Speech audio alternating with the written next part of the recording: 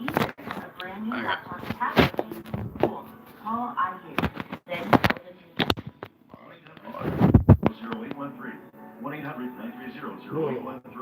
What's up, guys? Thanks for everybody that comes in the stream. Anybody watch this later? Much love. I'm probably going to get up, but I don't know. We are all searching for a peek behind the curtain. I'm having an emotion I'm unfamiliar with. We're all winners out here. We are all wieners out here, yes. We are all the wieners. They're all a bunch of wieners. Joined the military, did 6 years in the military. Let's share some of it, you know what? Got out and joined the Omaha Police Department. Been here almost 7 years now. Great place to work. Enjoy working here and hope to have a good long career here. Alright, this little green car right here just stopped at one of our local drug houses. So we're about Yep, he's gonna have a bad day.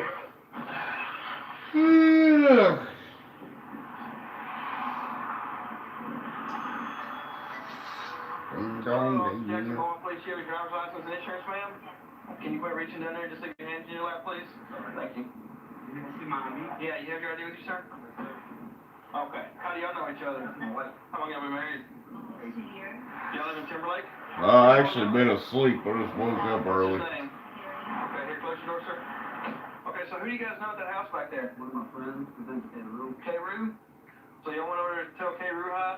You know K-Roo's involved in narcotics. Probably right? slept about 3 hours. No clue? I kind of figured Yeah. sometimes, but I'm not into that. Okay, so how did you guys hook up, you two guys? We used to live in that building before it burnt down. Alright. Put your hands right up on top and nowhere else. Back up on top. Right, slide down some. Alright, lean hands in the corner, spread your feet for me. And step back with them. Step back with your feet. Spread your legs. You have anything illegal? What do you mean I Why are you shaking so bad? I'm not thinking, man. I shake. Roll back here to my corner. Alright, put your hands up here on the... No, not right now. Oh my God, this stupid asshole. There you go. Stay right there, okay? Alright, Jennifer, come here. You have anything illegal with you? Any weapons? I have a lighter in my pocket. Alright, walk up here to the front of your car. Just put your hands up there on the front. No, just leave it up. Here, put your hands up there. Hop out. Walk to the back of the car. You mind if I search your pockets? You have anything illegal on you? No, shoot.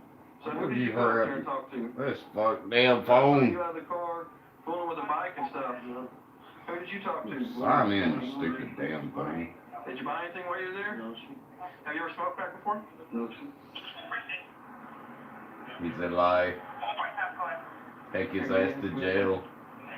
Yep, he's going to jail. Haha. Give me the other hand. Give me the other hand. So what is You were this, son of a boy, son back in, stupid. No idea what this asshole. is? It looks like crack cocaine to me. It was in your pocket, and you said I could search your pockets. I thought that's stupid. So then how'd that get in your pocket? I don't know. Look at you. Are those your pants? Yes, sir. How long you had them on? Oh, you piece of... Okay, here, stand up there. No idea what that is? There's another larger piece of crack already sitting right there. That's a good Oh, one. dang it, I changed, man. This size right here. Changed my password earlier, now I gotta get up. Brandon. Go So who did down, you go fix talk to that. there? I I'm pretty sure swear. you know that he deals drugs. I know what he does, but I'm not there. Okay. It's 10:40 at night. You guys don't live there, and it just looks odd that you guys are there. I understand where you're coming from. Okay. I'm just gonna tell you the truth on this one. In 4 days, he rolled down my back window, Yeah. and he threw his pipe out on the ground. Do it now? He rolled down my back window when we pulled in here and threw his pipe out on the ground. Over here, on this side, or on the driver's side? On this side. On this side, how did he roll the back window down? You can roll him down. Oh, the front passenger here told me when these guys stopped that he tossed his crack pipe out here, and sure enough, there's a crack pipe on the ground. All right, Jennifer, come here. Okay, who's this at? Man, I just did this shit. This phone's getting on my nerves, oh my God. So he, the old man in the back, Yeah, gave it to Brandon.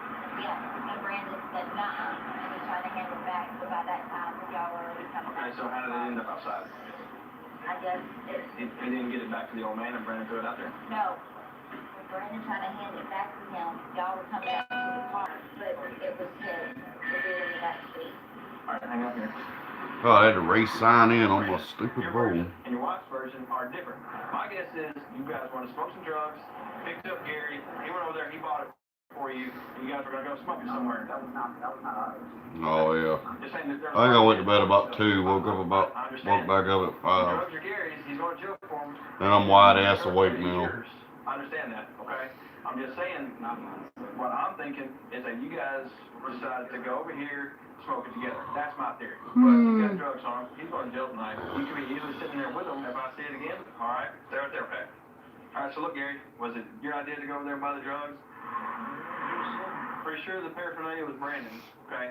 But you need a place to go to. You're the one that made the deal over there, and I saw you in the yard. So It's a lovely bed, yes. For possession of controlled substance, okay? Alright, so look, I'm going to tell you the same thing I told him. Yeah, they're always awake. They have no lives. Toilet water, twat waffles.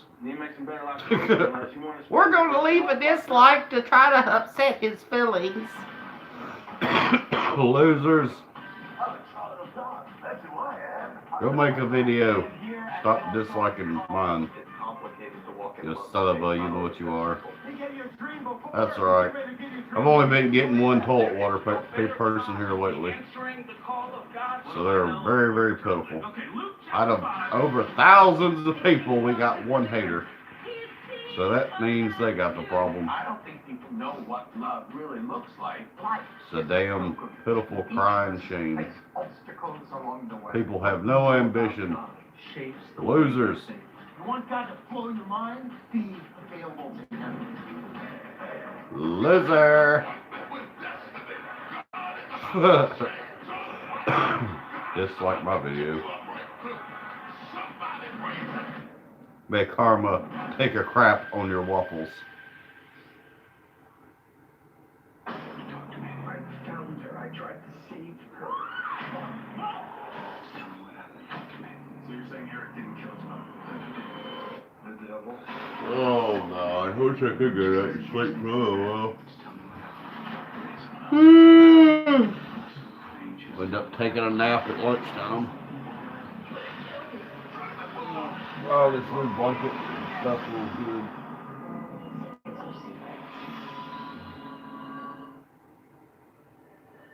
I might go to Walmart this morning. I'm gonna buy me another pillow.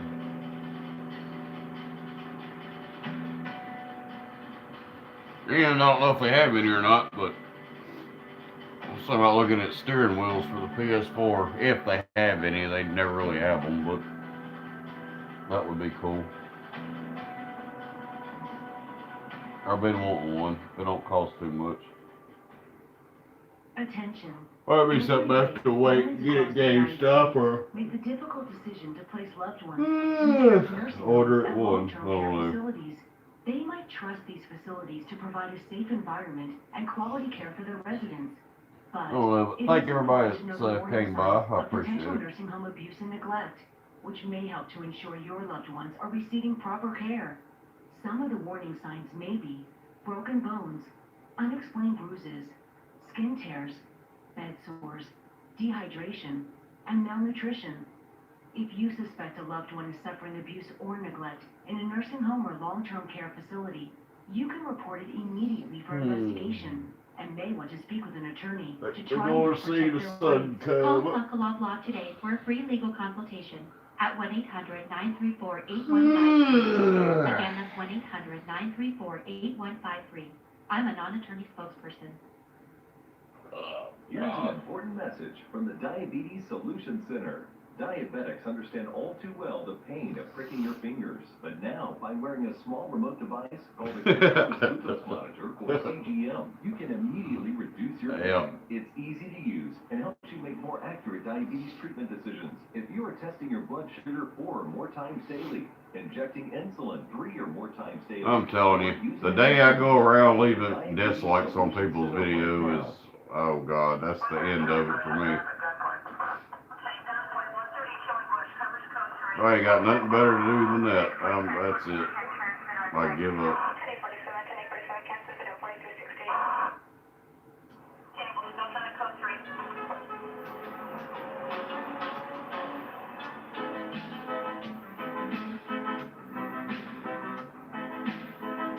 I hope the toilet water people have no toilet paper. Ha! Hope you have to use corn cobs.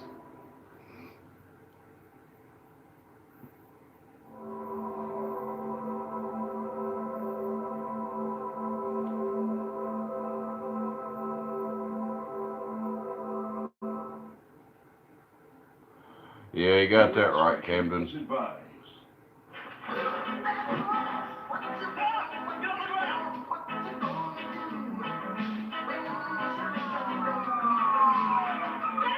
And I hope I don't get caught. Hold on a second. Shut the hell up, shut the hell up. I'm gonna get copyrighted with stupid ass song. Guacamole. No, Senor Vives. Wow, that's Davis's butthead on. That was crazy. Spaghetti? That's Italian, you moron. Walter Rice lived a little.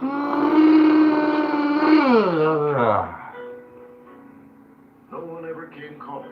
The Walters seemed to prefer. Damn, this is quite a few people coming in here Walter Rice was quite a mystery. to be this damn early. Apparently he was. No, He didn't have to reach it out to meet any of his neighbors. I hate that stupid song. On January 25th, 1992, Walter took a cab home after his own car had been wrecked in a traffic accident. Sometime during the next week, Walter suffered a heart attack and died before he could summon help. Somewhere over the rainbow. Incredibly, a full year would pass before Walter's body was even noticed. The power company and the cable TV company turned off service to his trailer. Eventually, the post began to stamp his mail, but turned to sender. Yet a bizarre improbable twist. It was two strangers who finally made the discovery. Two strangers who weren't exactly on a social call. Well, I don't know how to wake up so damn early for. Attempted to break into the trailer. They broke in the front window and then went around to the back door. I think if I get up, though, it might help to get my freaking schedule back on track. Sometime later, now this could be a month or two later, they got a girlfriend of one of the people who attempted to break in to call the police department to notify them that there was a dead body in the Still trailer. kind of tired going, Lou. Walter Rice If I was fall 73 asleep, years old when he passed that away. happens. Judge Kidd took on the task of sorting through Walter's possessions.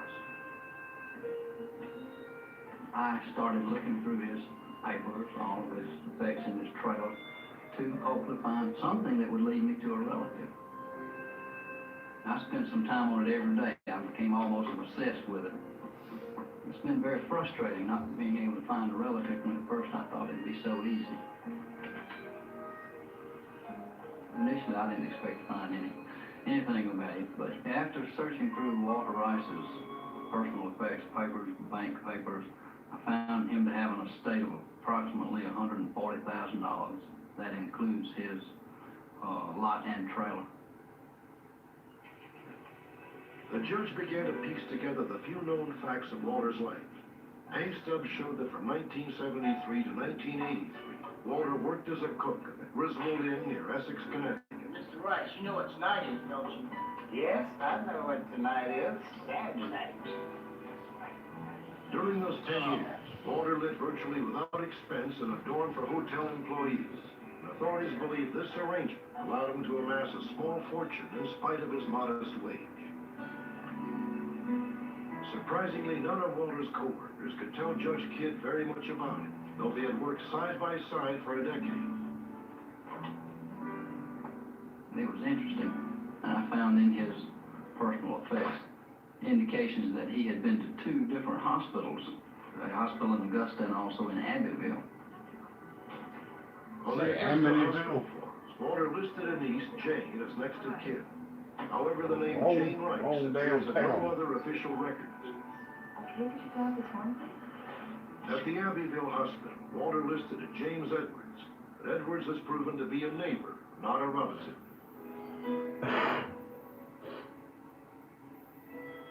Walter Rice was born July 6, 1920, in Abbeville, South Carolina, to Edward and Amanda Rice. He was the youngest of 8 children. There is no record that Walter ever married, and if he had no children, any nieces and nephews who survived him would inherit his $140,000 estate.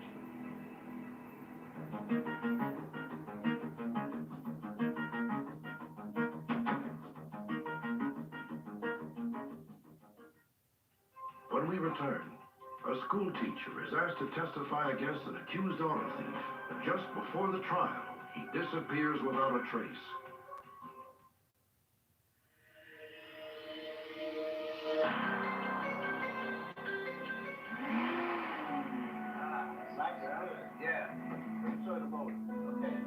Buying cars, polishing them up, tinkering until they run smooth and easy.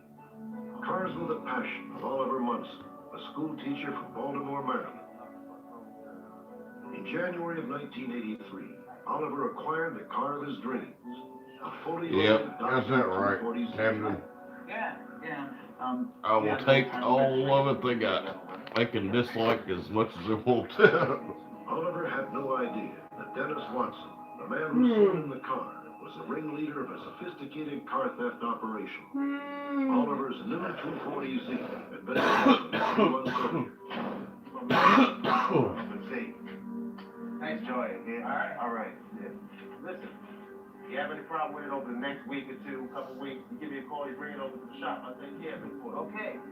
Watson's garage was just a cover for his chop shop, where stolen cars were dismantled and sold for parts, or simply resold with faked ownership papers.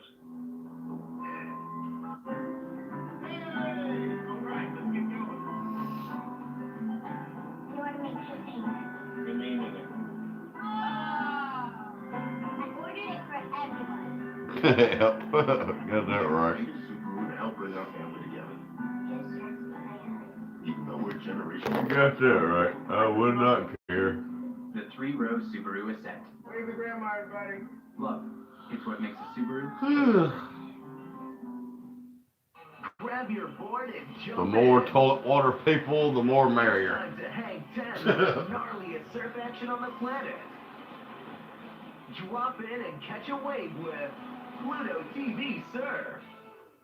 This is the 2020 Medicare Benefits Report brought to you by Easy Medicare. If you or a loved one are turning 65, have recently moved, or lost group coverage, now is the time to enroll in a Medicare health plan or Medicare prescription drug plan so you can receive the best benefits for 2020, like $0 copays, $0 deductibles, $0 premiums. Our licensed insurance agents are waiting to give you your free, no I wish obligation I slept consultation. longer. Call 800-420-9146. We are the dreamers. We come in a variety of colors, And styles. a variety of sizes, Yes. They come in different patterns. and different materials. We are the dreamers. Achieving your dream can take work. I just wanted to do a career, But don't give up. change my life. Don't ever give up. Ignore that. Never give I up. didn't believe that I can do it, and I just proved that I can. Independence University. IU is an online college, Education online for a better life offline. so your campus is wherever you want it. Classes when you want to take classes. At IU, you receive the tools you need at no extra cost. Even a brand new laptop and tablet to use with school. You're going to keep that laptop and tablet when you graduate. And IU's Career Services work really hard to help you get a job. You've got to have dreams. Independence University. Education online for a better life offline. 1-800-931-0959. 1-800-931-0959. Here's an important message from the Diabetes Solution Center. Diabetics understand all too well the pain of pricking your fingers, but now by wearing a small remote device called a continuous glucose monitor, or CGM, you can immediately reduce your pain. It's easy to use and helps helps you make more accurate diabetes treatment decisions. If you are testing your blood sugar 4 or more times daily, injecting insulin 3 or more times daily, or using an insulin pump, call the Diabetes Solution Center right now. Welcome to Queen Boss Academy. 18 entrepreneurs, one grant, and a chance to turn an idea into an empire. Your product, exceptional. The pitch, exhausting. Lesson 1, learn from these self-made moguls. Nobody else can be more passionate about the business than you. Lesson 2, refine your grind. Speak louder. Isn't it just start all over? Lesson 3, put in work. I'm not sure who's moving on because it's in my finals. Catch Queen Boss on BET Hub Pluto TV. For weeks, authorities have been quietly gathering evidence against Watson. On March 16, 1983, they decided to put him out of business.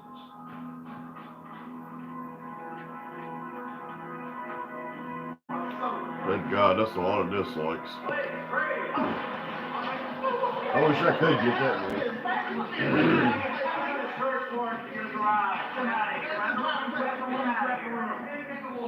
Okay, we're looking for registration plates, VIN plates, and ownership documents, titles for vehicles. Police recovered illegal titles, partially dismantled autos, and stolen vehicle ID tags. Everything they needed to make a case against Dennis Watson. 5 Maryland plates. 5 Maryland tags. One of the names that popped up in the confiscated records was Oliver Munson. We continue to check paperwork. We find that Oliver Munson has a Z-car. We go out and the Z-car is parked there. Attempted to contact Mr. Munson, nobody home at the house. Not knowing at that time whether or not Oliver Munson had bought this car or if he was involved with Dennis Watson. And as a result, we took the car as evidence until such time as we could continue an That idiot investigation. didn't even call that car the right What damn exactly thing. was his knowledge of the car? 280Z, you idiot. Oliver Munson was notified, and later Detective Goodwin questioned him in person. Are you Oliver Munson?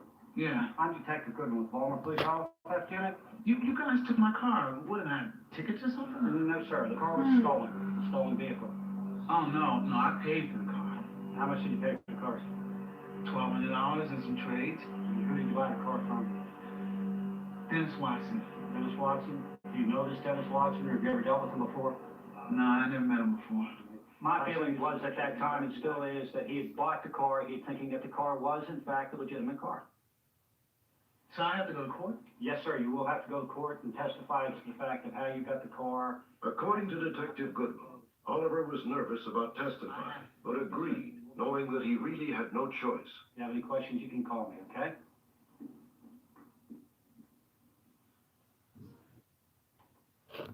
Nearly a year passed. Dennis Watson's trial was looming, and Oliver was scheduled to testify on February 16, 1984.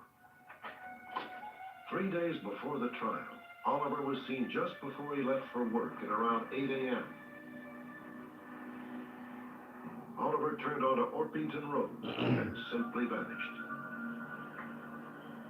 Oliver would rarely miss school, and on that particular Monday, when he didn't arrive, some of the staff and the kids started to worry that this is not a usual practice for Oliver, and that maybe something was, occurring, something was wrong with him.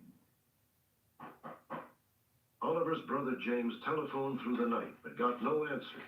Oliver, you in here? The next day, he was worried enough to visit Oliver's house himself. Oliver, it's me, James. When I went over to the house, I didn't have a sense of what was going on. I just thought maybe that he was sick, and I didn't know if he was unconscious or whatever in the house. I didn't know. 3 days passed with no word from Oliver Munson. Then Oliver's car was found abandoned just a few blocks from his home. One tire was flat. School papers and the bag lunch were on the front seat, but there was no evidence to indicate what had happened to Oliver Munson. At that time, I felt that there was something wrong. Then the decision was made here that we were looking at a kidnapping or a homicide. Dennis Watson became a focal point of the ensuing investigation. Only then did police discover that this wasn't the first time something had happened to a witness in a case against Dennis Watson. In 1973, a man named Clinton Glenn burned to death in a vehicle that was registered to Watson. Glenn had been scheduled to testify against Watson in an armed robbery trial the very next day. Based on the testimony of another witness, Watson was indicted for Glenn's murder. However, this key witness suddenly died of a suspicious drug overdose, and the murder charges were dropped. Now, Oliver Munson had vanished, but there was no evidence to implicate Dennis Watson, and he was never charged with a crime in connection with the disappearance. The Munson investigation stalled until police heard from a man named Hilton Solomon. Officer, can you help me? I was just driving along, and all of a sudden I see my car. I reported it stolen. Solomon's car had been stolen just hours before Oliver Munson disappeared. Inside the car, Solomon had found a hat that would later be identified as similar to one owned by Oliver Munson. Hilton Solomon took his car home after it was released by Baltimore City, and several days later he decided to clean the car. While he was cleaning, he found several receipts from a video store. On these receipts was the name Oliver Munson. When we went down and looked at the car, there was a brownish stain on the car at the front right-hand side of the vehicle. Looked underneath of the seat, right by the track of the right-hand front seat, I found a spent cartridge case. Red smudges were also found on one of the receipts. Tests revealed that the stains were human blood, type O positive. This finding strongly suggested that Oliver had met with foul play, but with no record showing Oliver's blood type and no other hard evidence, the official investigation ground to a halt. As it turned out, Oliver's disappearance had no apparent effect on the outcome of the trial. Watson pled guilty and was sentenced to 10 years in prison. He was paroled in 1989 after serving half his term. Meanwhile, Oliver's friends and family have spent year after painful year without him. It's been nearly 10 years since Oliver disappeared, and the kids at school who I keep in contact with, they'll always ask. That's one of the first things. And I don't know. I don't have an answer to give to them. In the last 10 years of my brother's disappearance, it's been a burden on the whole family. Today, my mother is gone. She worried every day, every night she prayed and cried, wondering about where her first son is. If anyone knows or seen anything that day, please help the family to get the burden off their chest.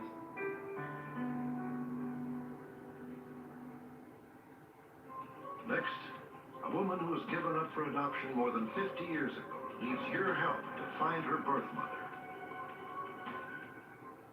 Be our guest. Be our guest. Put our service to the test. I am so excited to be hosting a truly magical event. Today's biggest stars sing your Disney songs from home.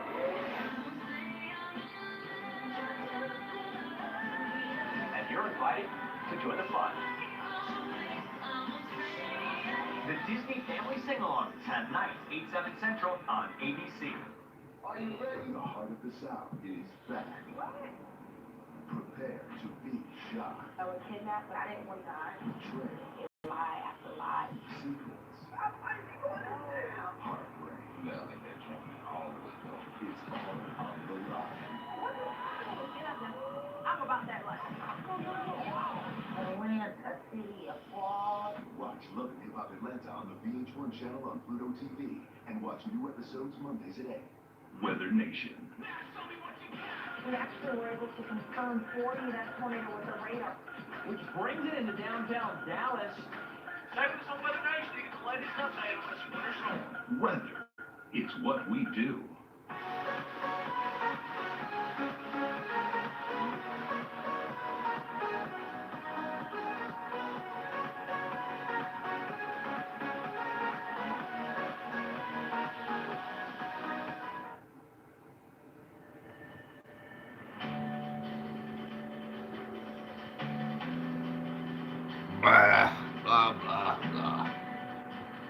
It's a bunch of crap.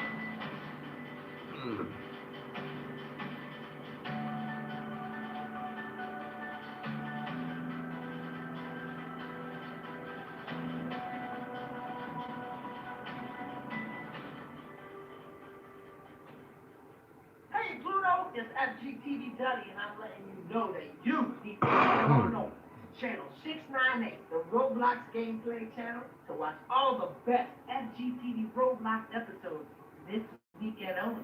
You heard?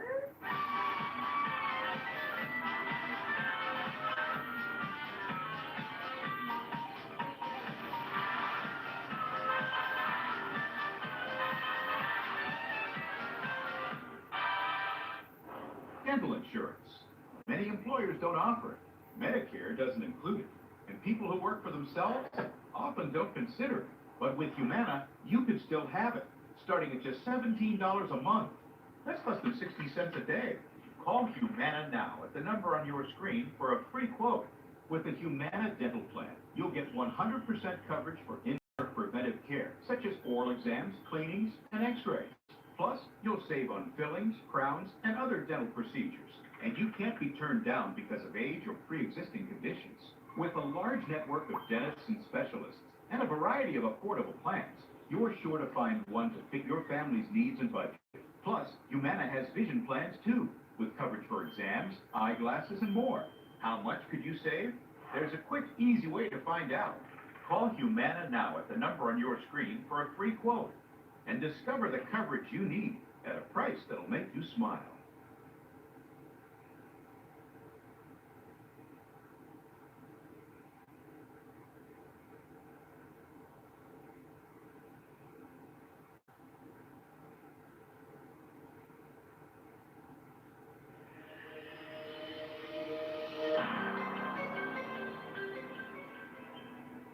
During the Great Depression, drought transformed the fertile plains of America's heartland into a desert. Thousands of families were forced to abandon their homes and roam the country in search of jobs. This is the story of a young woman named Rosemarie Ledbetter. In the mid-1930s, she and her family apparently left Texas and joined the faceless army of migrant farm workers. Sure, it's over there. In 1938, Rosemarie found herself in Pauls Valley, Oklahoma for the cotton harvest. She was unmarried and working up to 14 hours a day when she learned that she was pregnant. Are you sure you're going to be okay? Yes, I just think I need to sit here for a little bit. When Rosemarie could no longer work in the fields, she packed her meager belongings into a single suitcase and hitched a ride to Oklahoma City. Alone and with nowhere else to turn, she sought refuge in a shelter for unwed mothers called the Home of Redeeming Love. On July 16, 1938, Rosemarie gave birth to a daughter and placed her for adoption. Today, that daughter is a grown woman who can sympathize with a difficult decision Rosemarie made more than 50 years ago. I don't think she had any choices.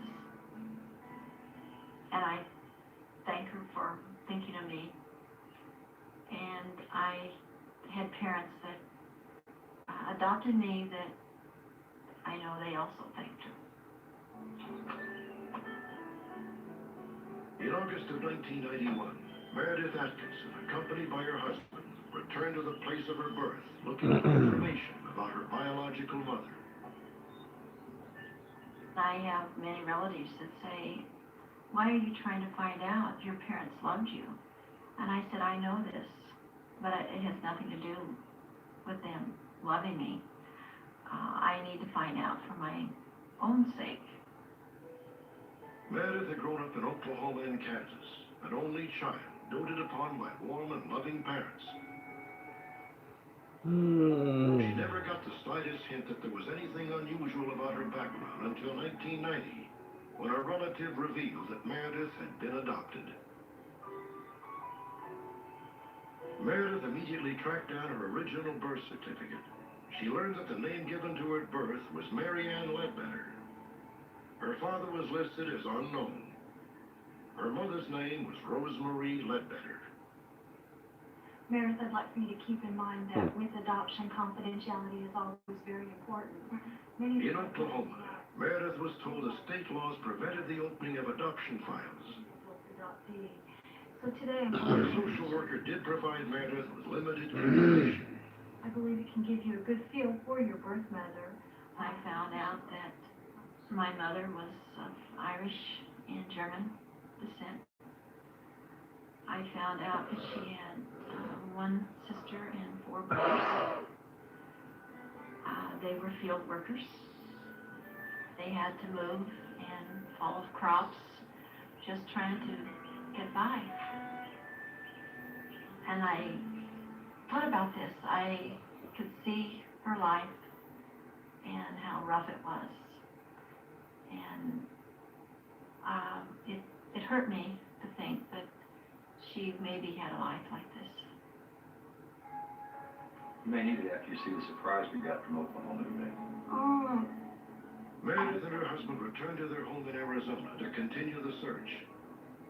Several months later, Meredith was elated when the home mailed her a copy of a letter Rosemary had sent there a half a century earlier.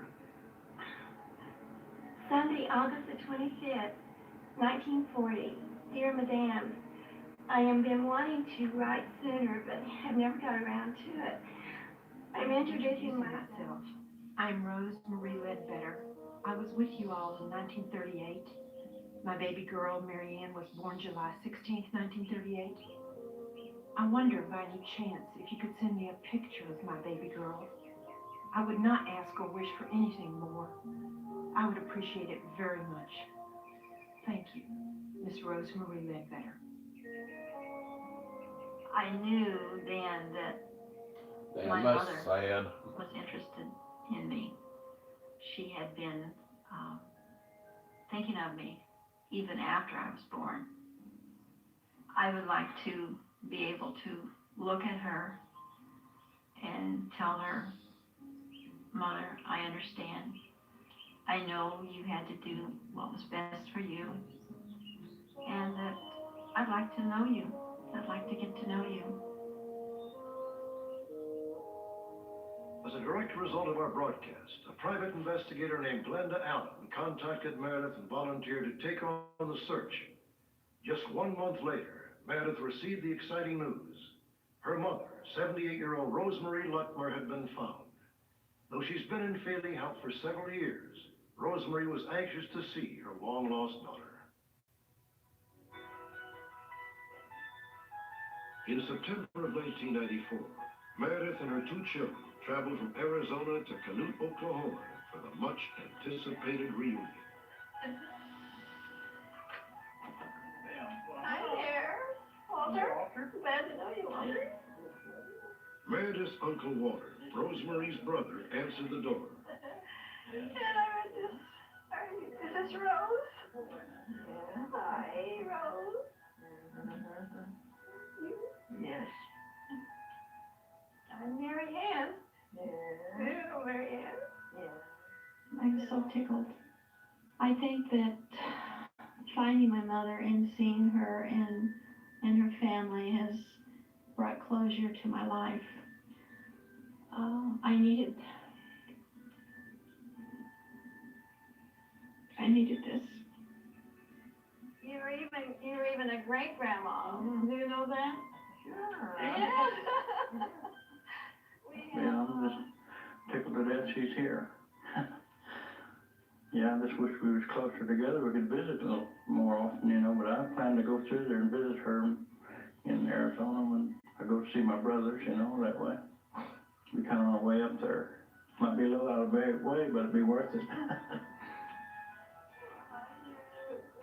It's like gaining a new family, and you know, it's like gaining new friends too. Well, Albert, I think you and I look alike too. I absolutely am going to be overjoyed to write to them and talk to them and get to know them. You care if I call you Mother? No. No.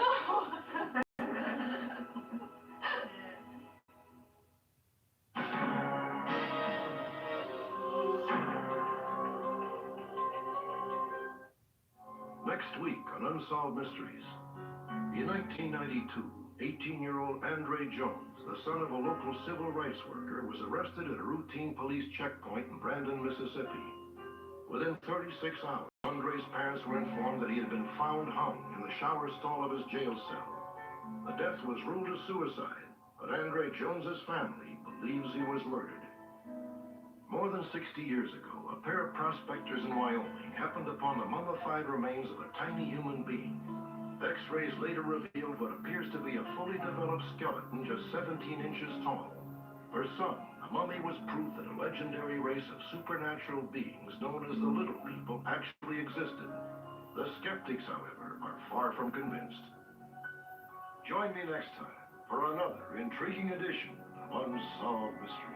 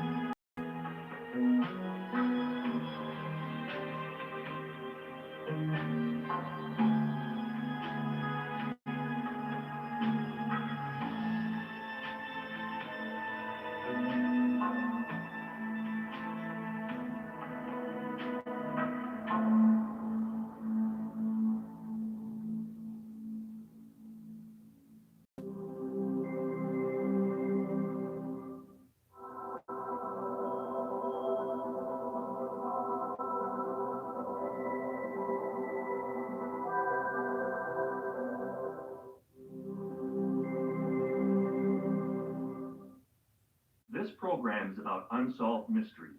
Whenever possible, the actual family members and police officials have participated in recreating the events. What you are about to see is not a news broadcast.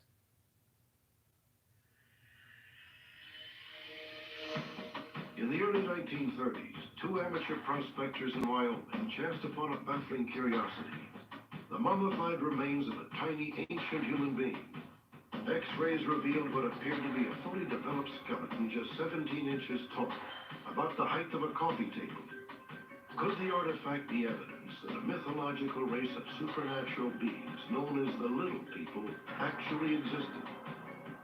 In Mississippi, the tragic death of 18-year-old Andre Jones, the son of civil rights activists, is surrounded by a storm of controversy. In 1992, Jones was arrested at a routine sobriety checkpoint, but less than 36 hours later, he was dead. Authorities say he hung himself with a shoelace in the shower stall of his jail cell. Andre's parents say he was murdered. October 2nd, 1961. An 11-year-old Alan Betcher told his parents that someone had left a baby in their car and they thought he was joking. Today, that baby is a grown woman searching for her birthmark. Also tonight, in a remarkable update, a landlord watching Unsolved Mysteries is shocked to discover that one of his former tenants is wanted for murder. Join me. Perhaps you, too, may be able to help solve a mystery.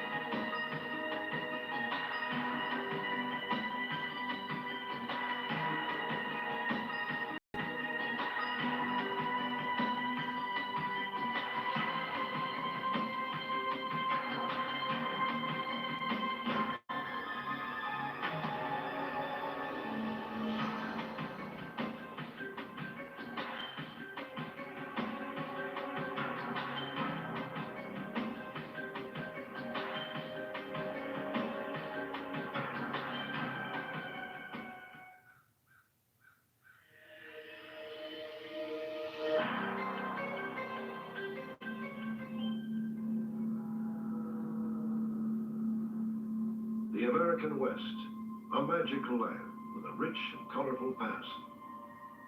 For many, the frontier conjures up images of outlaws, cowboys, and buried treasure.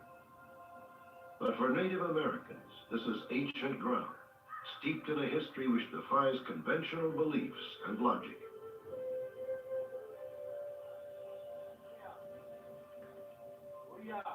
For generations, medicine men of the Crow, Shoshone, and Arapaho tribes have told stories of a mythic race of supernatural beings able to perform feats of amazing physical strength. Incredibly, according to legend, these people stood less than 2 feet high. For more than a century, the story of the little people was just the kind of tall tale that the pioneers scoffed at. But all of that would change in 1932, when 2 men went prospecting in Wyoming.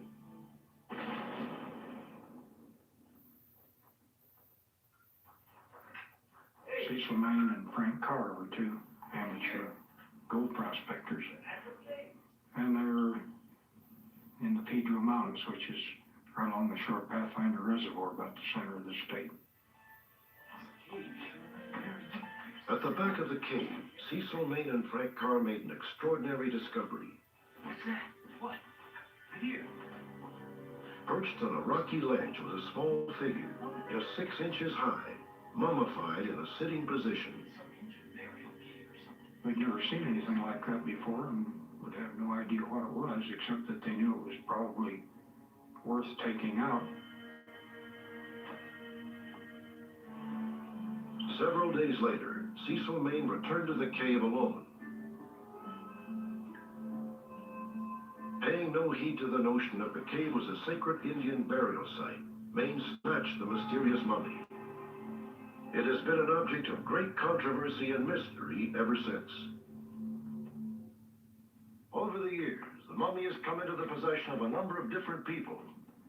Unsubstantiated rumor has it that each of the owners died under unusual circumstances. As far as anyone knows, the most recent owner disappeared without a trace nearly 20 years ago, along with the mummy. Those who believe in the legend of the little people claim a curse is responsible. Others maintain it's all just a coincidence. The discovery of the mummy in 1932 made headlines throughout Wyoming and prompted speculation that it had been placed in the cave by one of the Native American tribes. Many Native American spiritual people have told me that they have certain ways they bury and intern their dead. And this mummy is in a different position than anything they've ever seen. So they don't know exactly, from their own viewpoints, they don't know what it is. However, Cecil Main did not really care what the mummy was. He was looking to sell it, and eventually he found a willing buyer.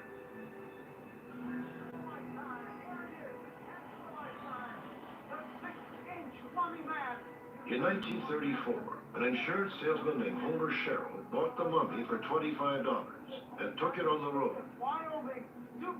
One of the first people to hand over the price of admission was a curious 10-year-old boy named Eugene Bashor. You won't believe in mummies, of course. You'll see it. You will have a great mummy. But my dad didn't want me to see it. What I remember most about that was what a hard time I had talking him into giving me 25 cents so I could see the mummy. And when I went in, he went in one door and then walked past the table where the mummy was sitting.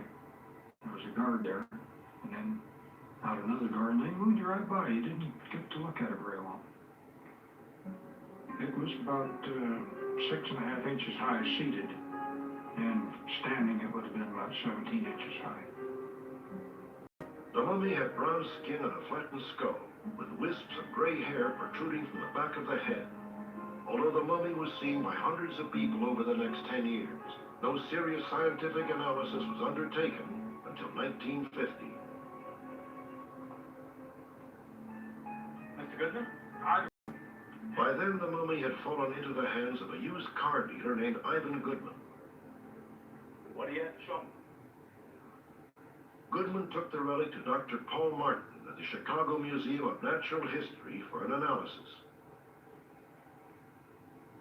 Some serious efforts were made in the early 1950s to get this little mummy documented, and it was rather well, I think, for the times. There were photographs taken, good photographs that we can still look at. There were x-rays taken. Really a surprising amount of very effective documentation was made. The x-rays revealed that the object had a complete skeletal structure, as well as a full set of teeth. Initially, it did appear to be the mummified remains of a fully developed human being, which happened to be 17 inches tall. But after reviewing all of the material, Dr. Martin reached an altogether different conclusion. In his opinion, the mummy was not a mature adult, but an infant who had suffered from a medical abnormality known as anencephaly. This is a condition in which infants are born without a brain and lack a complete skull. As a result, they may often take on the physical appearance of an adult. However, Eugene Bashore claims that other experts believe the malformed skull could have been the result of a severe blow to the head.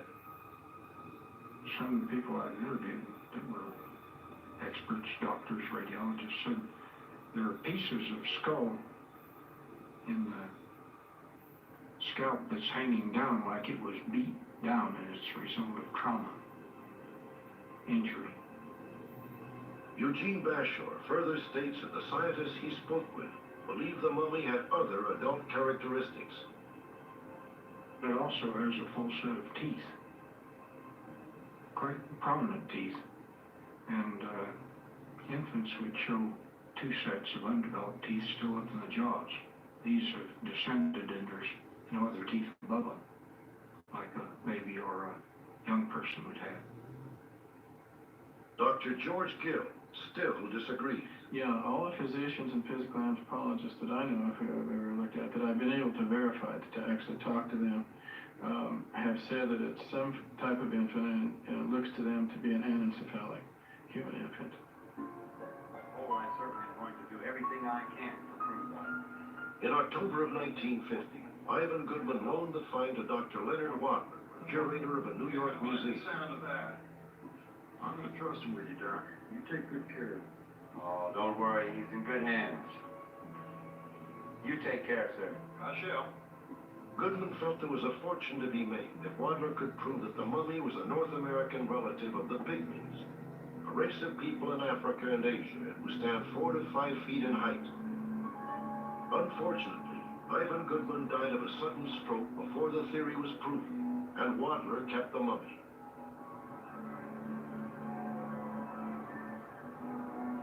What was the mysterious artifact uncovered in the remote mountains of Wyoming more than 60 years ago? Was it proof of the existence of a mythological race known as the Little People? Or was it the tragedy of an anencephalic infant born in primitive times? So much more could be done today in the way of analysis on this small mummy. DNA analysis could be done. We have methods now that could allow dating to be done without being that destructive. So it's really important that the scientific community take another look at it. The controversy exists. It continues. It could be so if we had the mummy. At this point in time, we don't know, and that's the mystery. Dr. Leonard Wadler was last known to be living in Florida. However, no one has seen the doctor or the mummy since 1975. While the scientific community would like to find the mummy for analysis, Native Americans hope the relic will be recovered for its spiritual value. In their view, a sacred burial site was disturbed, and ultimately they would like to return the artifact to an appropriate resting place. Next, a series of mysterious hanging deaths in jails across Mississippi sparks a federal investigation. Oral-B. Round, clean, fat. Power one on for Oral-B's best clean ever. Inspired by dentists, Oral-B's round brush head surrounds each tooth to remove more plaque along the gum line. For cleaner teeth and healthier gums. For a superior clean, I'll only use the one that's round. Oral-B. Brush like a pro. And try Oral-B's new scientifically formulated rinses. Just between us, you know what's better than mopping? Anything. At the end of a long day, it's the last thing I want to do. Well, I switched to Swiffer Wet Jet, and it's awesome. It's an all-in-one, so it's ready to go when I am. The cleaning solution actually breaks down dirt and grime, and the pad absorbs it deep inside, so it prevents streaks and heaves better than my old mom. Plus, it's safe to use on all my floors, even wood. Glad I got that off my chest. And the day off my floor. Try Wet Jet with the money-back guarantee. These give you energy. Both have 80 milligrams of caffeine. Only one has steady energy from tea. Plant-powered energy. Power up. It's only a matter of time until your check engine light comes on, or worse yet, your car needs repair. That could mean a big surprise auto repair bill. That's why it's so important you call CarShield today. I was elated that I had CarShield. I was more than happy. It's no fun when you have a car and it's broken and you can't pay for it to get it fixed. So, if your vehicle has 5,000 to 150,000 miles, just tell us the make and model of your car or truck and get an instant plan quote. In a matter of minutes, you can be covered. My experience with CarShield is that they absolutely come through every time I need it. If my car breaks down, I can count on CarShield to cover it for me. CarShield definitely has my back. Your car could break down at any moment, but you could stop expensive repair bills by calling CarShield. Waiting could cost you thousands. So pick up the phone and get CarShield's very affordable coverage right now. Call 800-891-3866, 800-891-3866.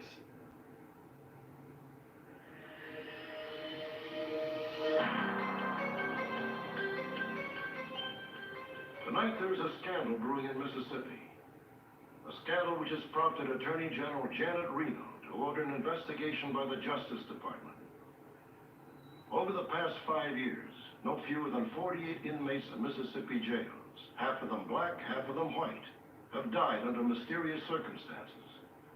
Every single death was a hanging. Every single death was ruled a suicide.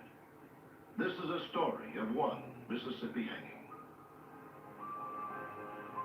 In the summer of 1992, Andre Jones was 18 years old, about to start his freshman year of college. His mother, Esther, was president of the Jackson, Mississippi branch of the NAACP. His stepfather, Charles X. Quinn, a Nation of Islam minister. 1 a.m., Saturday, August 22nd, Brandon, Mississippi. Andre Jones and his girlfriend, Tanisha Love, were stopped at a routine sobriety checkpoint. Andre was driving a friend's pickup truck. 1:30 a.m., Jackson, Mississippi, 20 miles from Brandon. Andre's parents were awakened when the phone rang. Hello? Hello, Mr. Quinn. This is Tanisha. I'm sorry to call you, but Andre has been arrested. Arrested? Andre's been arrested? For what? Yeah, Mom. It's me. 2 a.m. Andre called his parents from the Brandon police station. He said he did not know what he had been charged with. 4 a.m. Andre telephoned again, this time to say he had been transferred to the Simpson County Jail, 40 miles south of Jackson. According to his parents, he still did not know what the charges against him were. We were told that they could not tell us anything at that time. And Simpson County just refused to even talk to us, and they told us that we could not come to that jail. Have you heard anything? The Quinns say that they spoke with Andre at least 5 different times on Saturday. How can they keep me in here an extra day and they haven't even charged me? He was very much concerned about his charges, and we could not tell him anything. He was very much concerned about getting out immediately and so that he could attend school the very next day. About midnight that night, I heard a knock on the door. It was a Jackson police officer. Jackson Police Department? Sure. I have a message here from Mrs. Esther Jones Quinn. Marvelous, I can take it. So I really need to deliver this to her in person. Charles, what is it? This officer has a message for you. Esther Jones Quinn? Yes? He gave me the piece of paper which only had a phone number for the Simpson County Jail. I'm really not sure, ma'am. There was not a note, there was not a message, it was only a number. Yes, hello? Yes, my name is Esther Jones Quinn. Yes? I was informed that Andre had committed suicide, that I was casually informed that he had committed suicide, as if they could have been talking to someone that didn't even know who he was. According to Andre's parents, he had never shown suicidal tendencies. He had never even suffered from depression. Andre had no previous arrest record, so when Esther and Charles Quinn started to look into his death, they naturally began with the circumstances of his arrest. Andre and Tanisha had stopped by the Quinn's house in Jackson around 11:45 Friday night. They left and drove east toward Brandon, where Tanisha lived. Near the Brandon city limits, they came upon the checkpoint. According to the Quinn's lawyers, the police say that Andre Jones stopped just short of the checkpoint. They say Andre tossed an object out of the window of the truck. Sir, you saw something out of this vehicle? No, let me see your driver's license. Police identified the object as a .38 caliber handgun. Is that an open beer can? Inside the truck, they say there was an open can of beer. And finally, the truck, which Andre had borrowed and driven for more than a week, turned out to be stolen. Put your hands on the roof, spread your legs. I'm not sure if he knew or not if the truck was stolen. It would appear to me that if he knew the truck was stolen, he would be skeptical in driving it so openly. I didn't know nothing about the truck, but I know there wasn't no beer in the truck, and he did not throw a gun out the truck because there was no gun in the truck. Tanisha Love's version of the events is very different from the reported police version. Yeah, see your license, please, sir. I don't have. You don't have a license with you? No, I got it. What's your name? Andre Jones. Tanisha claims that as soon as the officers heard Andre's name, their attitude immediately changed. After they asked him his name, they all went to I said like a little huddle, you know, like football huddle. And they was, I don't know what they was talking about because they was talking low. And after that, that's when they came to the truck and asked Andre again, did he have his license? He said, no, sir, I don't have no license. Step away. Hands on the roof of the vehicle. And they asked him to step out the truck. And that's when they handcuffed him. They shackled his feet, and they had him handcuffed at the same time. I didn't understand what was going on. State Public Safety Commissioner Jim Ingram believes Andre Jones was not shackled. In fact, Ingram disagrees with Tanisha's entire account. There was no confrontation whatsoever with young Andre Jones. In fact, the officers were very amazed how cooperative he was. This is 2 for 1.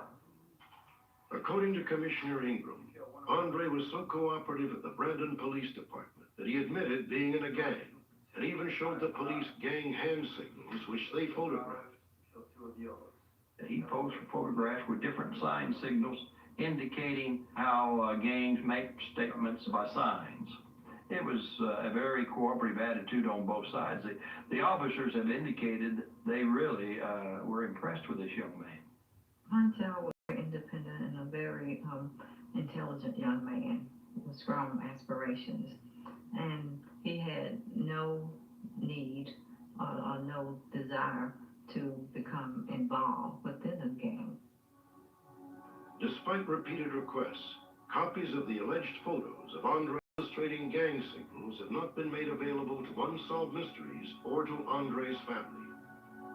Andre was charged on 4 counts: driving a truck whose vehicle identification number had been altered, carrying a concealed weapon, possession of stolen license plate tags, and driving with an open container of alcohol. Commissioner Ingram remains adamant that the arrest was non-confrontational. Charles Quinn, however, says that an inmate in Brandon claims the police used racial epithets to intimidate Andre. One of the inmates who were transferred with Andre said that the officer said, "Do you know what happened to niggers for stealing a white man's truck?" And of course, other statements were said to put fear in Andre. My boyfriend got me into porn. The industry, it's been pretty lucrative. We're listening. Did you guys hear about this teenager? She left her baby in the dryer of a laundromat. So, Zach, can you believe people still use laundromats? No one knows what you're talking about, you idiot.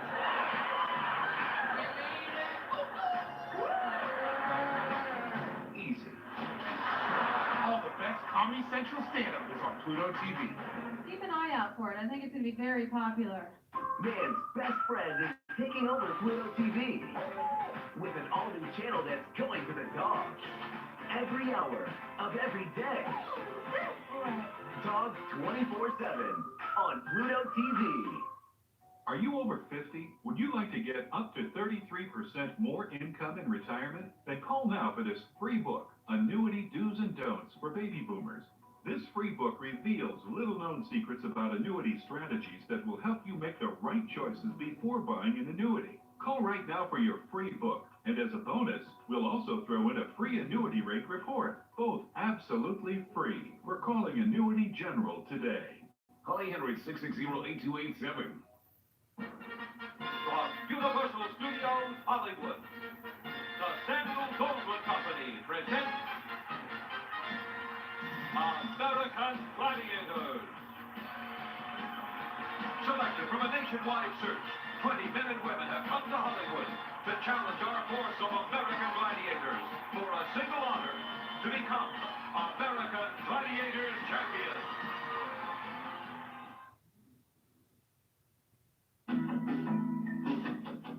Pluto TV is always on and completely free. Crow, are you just talking to Canva?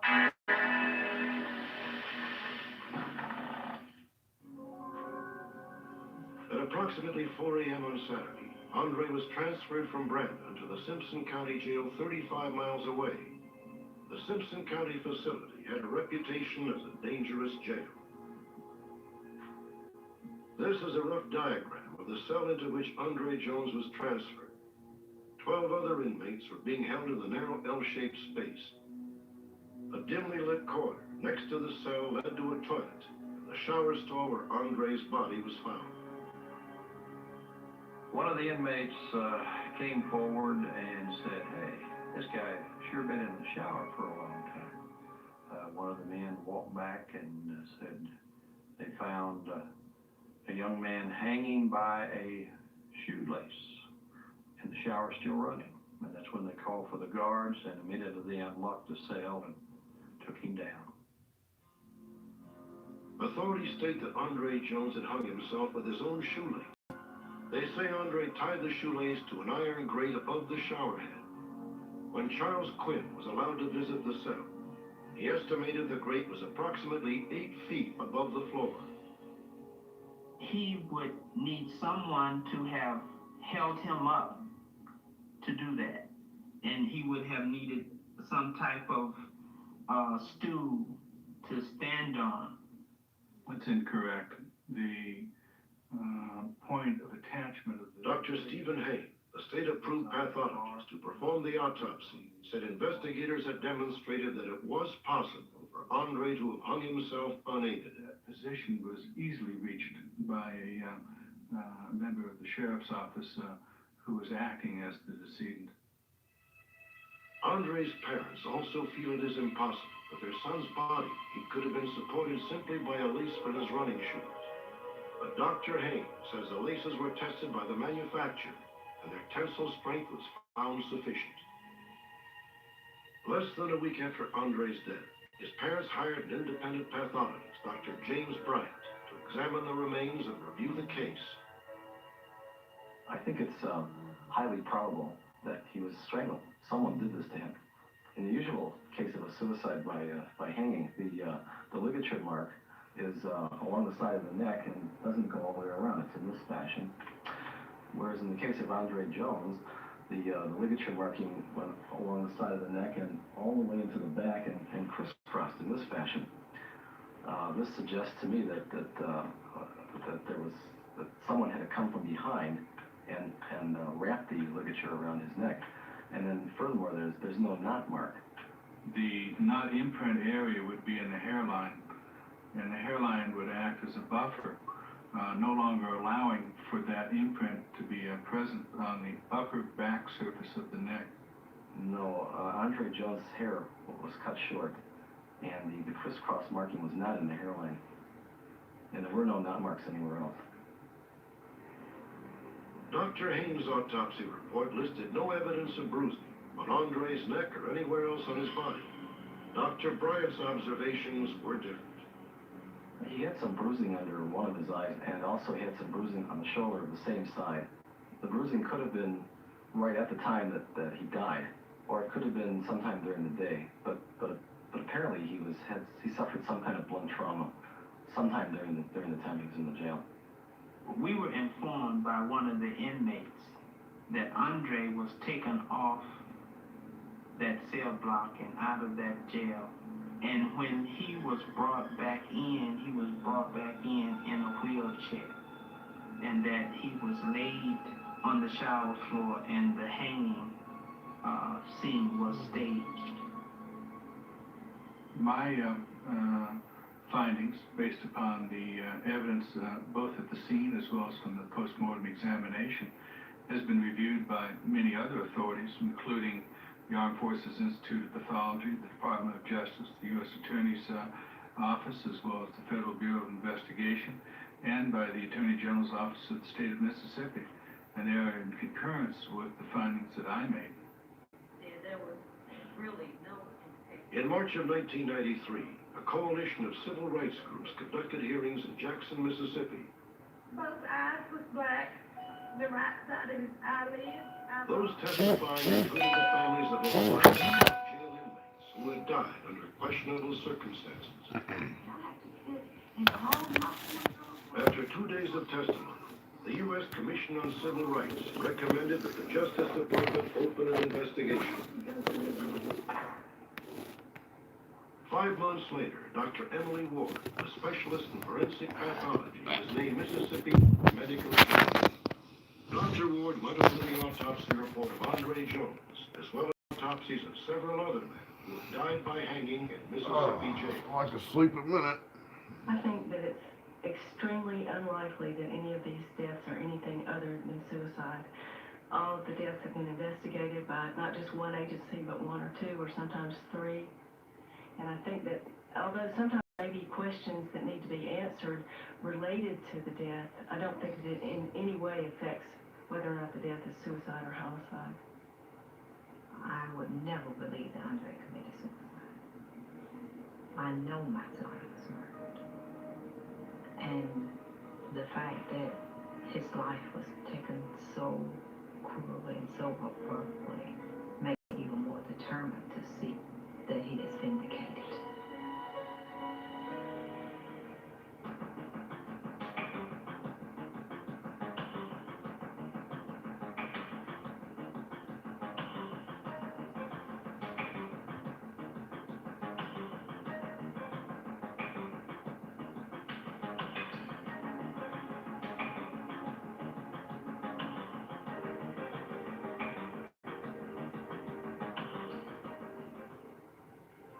When we return, a man wanted for the murder of his girlfriend is captured thanks to an alert viewer. Breakfast wants you back. Try Just Crack an Egg, packed with real potatoes, veggies, meat, and cheese. Just add a fresh egg for a hot scramble in less than 2 minutes to get those warm, fuzzy feelings again. Take breakfast back. Find it in the egg aisle.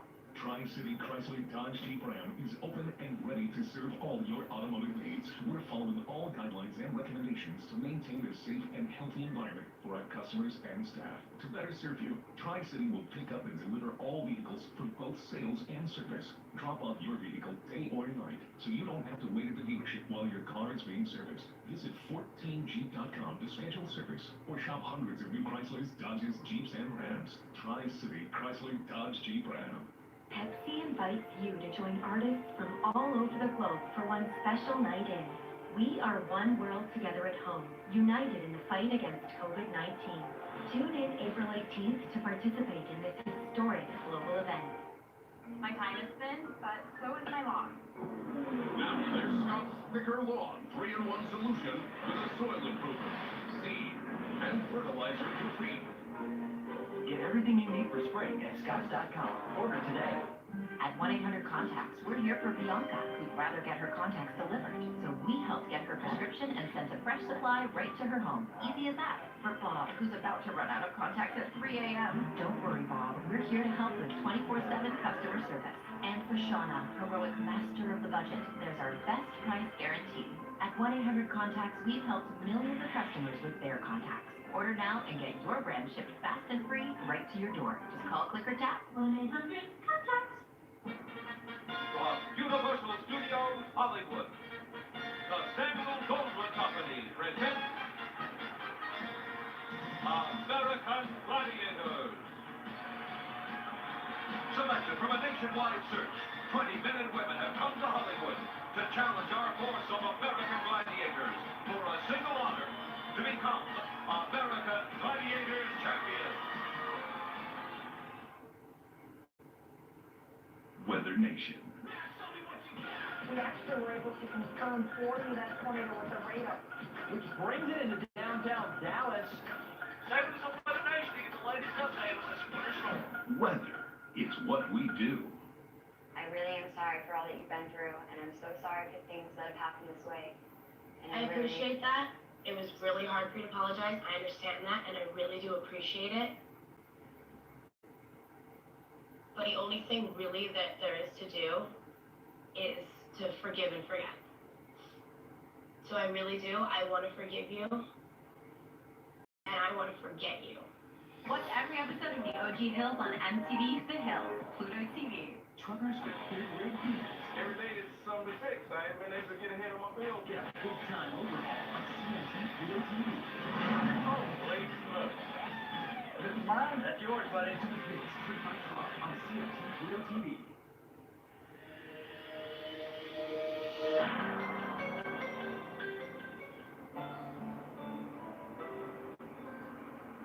In July of 1986, 22-year-old Paula Pasiak and her boyfriend Jerry Gervasoni arrived in Kissimmee, Florida from New Jersey to visit Paula's mother. So glad that you're here. They stayed there about 1 week. No, I don't. Come on, let's get to bed.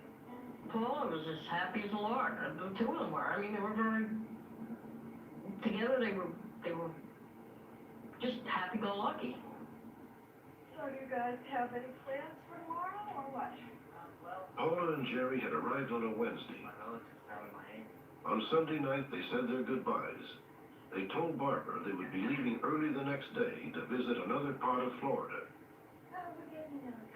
Well, I got up the next morning, Good night. and I thought I heard them up.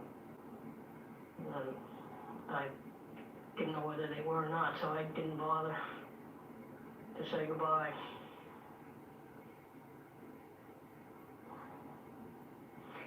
Maybe if I had, things would have been different. In the days that followed, an odd smell would intermittently waft through Barbara's home. She searched everywhere looking for its source, finally checking her own bedroom. Hidden under the bed, wrapped in a bamboo curtain, was her daughter's body. Paula Pasiak had been strangled to death and left under the bed for nearly a week. The prime suspect was Jerry Gervasoni, but he had dropped from sight. He successfully eluded authorities for more than 7 years, until the night of our broadcast. Update, British Columbia, Canada. On October 21st, 1993, Jerry Gervasoni was arrested in a small community of Salt Springs Island, where he had been living under the assumed name Gordon McIntyre. When our program aired in Canada, Gervasoni's former landlord recognized him and immediately called authorities. I come home and sit down to dinner about 9:30, quarter to 10, and flip on the TV, and there was a black and white photo of Gordon McIntyre, my tenant. Once in custody, the suspect vehemently insisted that he truly was Gordon McIntyre, but fingerprints soon confirmed that he was in fact Gerald Gervasoni.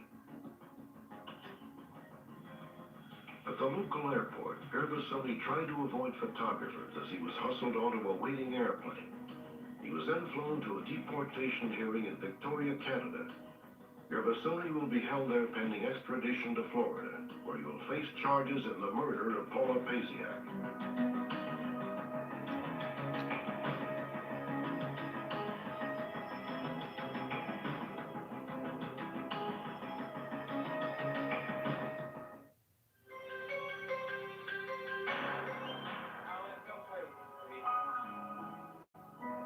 On On the evening of October 2nd, 1961, Mr. and Mrs. Earl Betcher and their youngest son, Alan, were leaving Baptist Hospital in Jacksonville, Florida.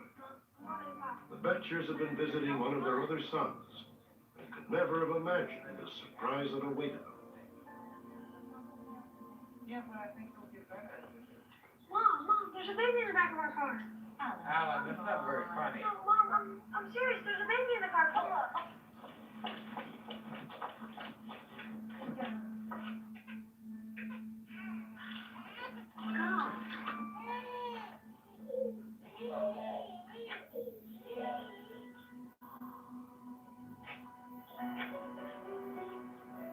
Did you see anybody around? No. Okay, let's just come on. Is she going to be all right? I believe so. The Betchers had found a healthy baby girl, no more than 72 hours old and weighing 8.5 pounds. Local papers dubbed the foundling Baby Girl X. She lived in foster homes for 5 months before she was adopted by Mary Lou and William Christie of Tallahassee. The Christies named their new daughter Terrace, Terry for short. Terry grew up happily, doted upon by her parents and her older brother and sister. Terry always knew she was adopted, and not until she was a teenager did she begin to ask the difficult questions. Who was her birth mother? Why had she given her up? I kind of rebelled and wanted to know. That's when we went to the library, looked it up, and then I got excited. I was proud, When she pressured me about her parents, I had the big problem about whether to tell her the truth as I knew it, or whether to say I didn't know anything. And I really wrestled with it. And then I came out with that I'd be safe to be truthful. I think you're right. Look. At the local library, Terry and Mary Lou tracked down all the newspaper articles about Baby Girl X. Terry was surprised to learn that she had been left in the back seat of a car. Nevertheless, she trusted her birth mother had her best interests at heart. She might have been a 15, 16-year-old little scared girl that had a baby and ran away from home. I believe she had a heart. She put me somewhere safe where I was going to be well taken care of, and I appreciate that. She was probably watching them when the little boy came and found me in the car. She was probably standing there watching it. Did you see anybody around? It bothers me not knowing exactly what day I was born, the time, where I was born. I don't even know if I was born in a hospital, midwife, in the car. I have no idea. I would like to find that out. Well, that's good. Today, Terry is 32 years old, the mother of a young son and daughter. She wants her children to have a heritage, to know their roots. I would like to find a beginning. I just want to meet her and see how she is. I don't know, I'm getting older and I look at my kids and see how they're growing, and I look in the mirror every day and I wonder.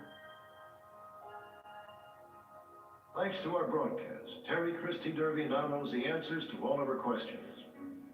Sadly, Terry's birth mother, Edith Campbell, died on August 17, 1993, just a few months before our segment aired. But out of this sadness, a happy ending did emerge. Terry was delighted to learn that she had a sister and 3 brothers. They were delighted as well. None of them had ever known that Terry existed. On July 8, 1994, Terry went to a hotel in Miami, Florida to meet 3 of her siblings, Philip, Paul, and Cecile, face to face for the first time.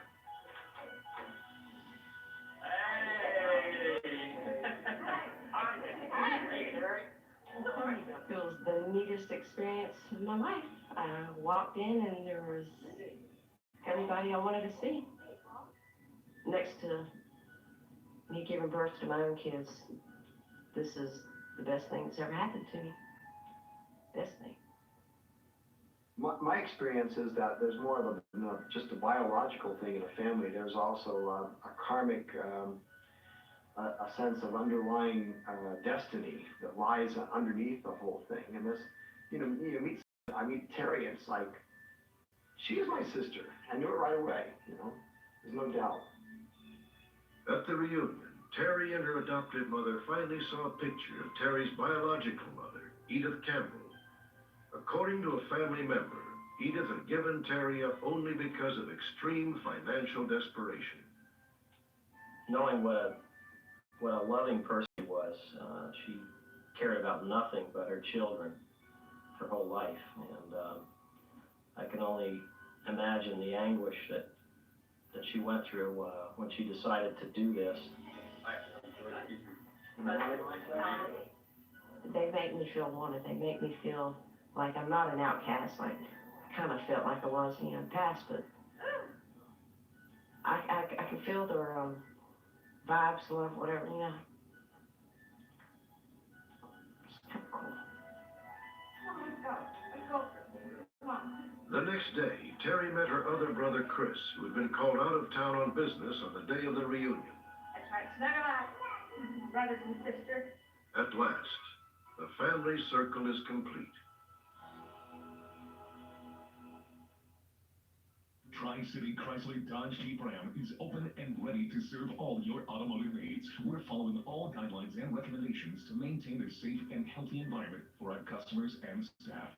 To better serve you, Tri-City will pick up and deliver all vehicles for both sales and service. Drop off your vehicle day or night, so you don't have to wait at the dealership while your car is being serviced. Visit 14jeep.com to schedule service, or shop hundreds of new Chryslers, Dodges, Jeeps, and Rams. Tri-City Chrysler Dodge Jeep Ram. Be our guest. Be our guest. Put our service to the test. I am so excited to be hosting a truly magical event. Today's biggest stars sing your favorite Disney songs from home.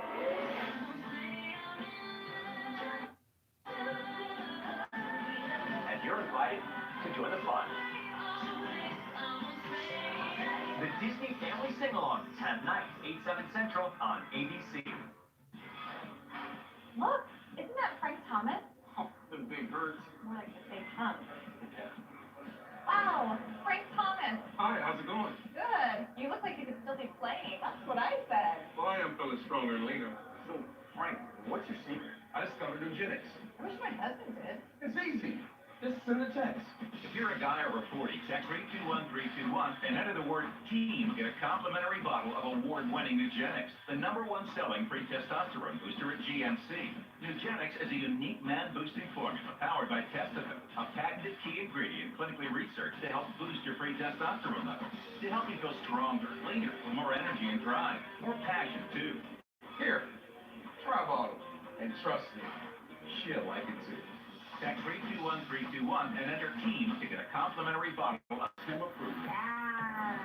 Catch Kirby Style on BET Her Pluto TV.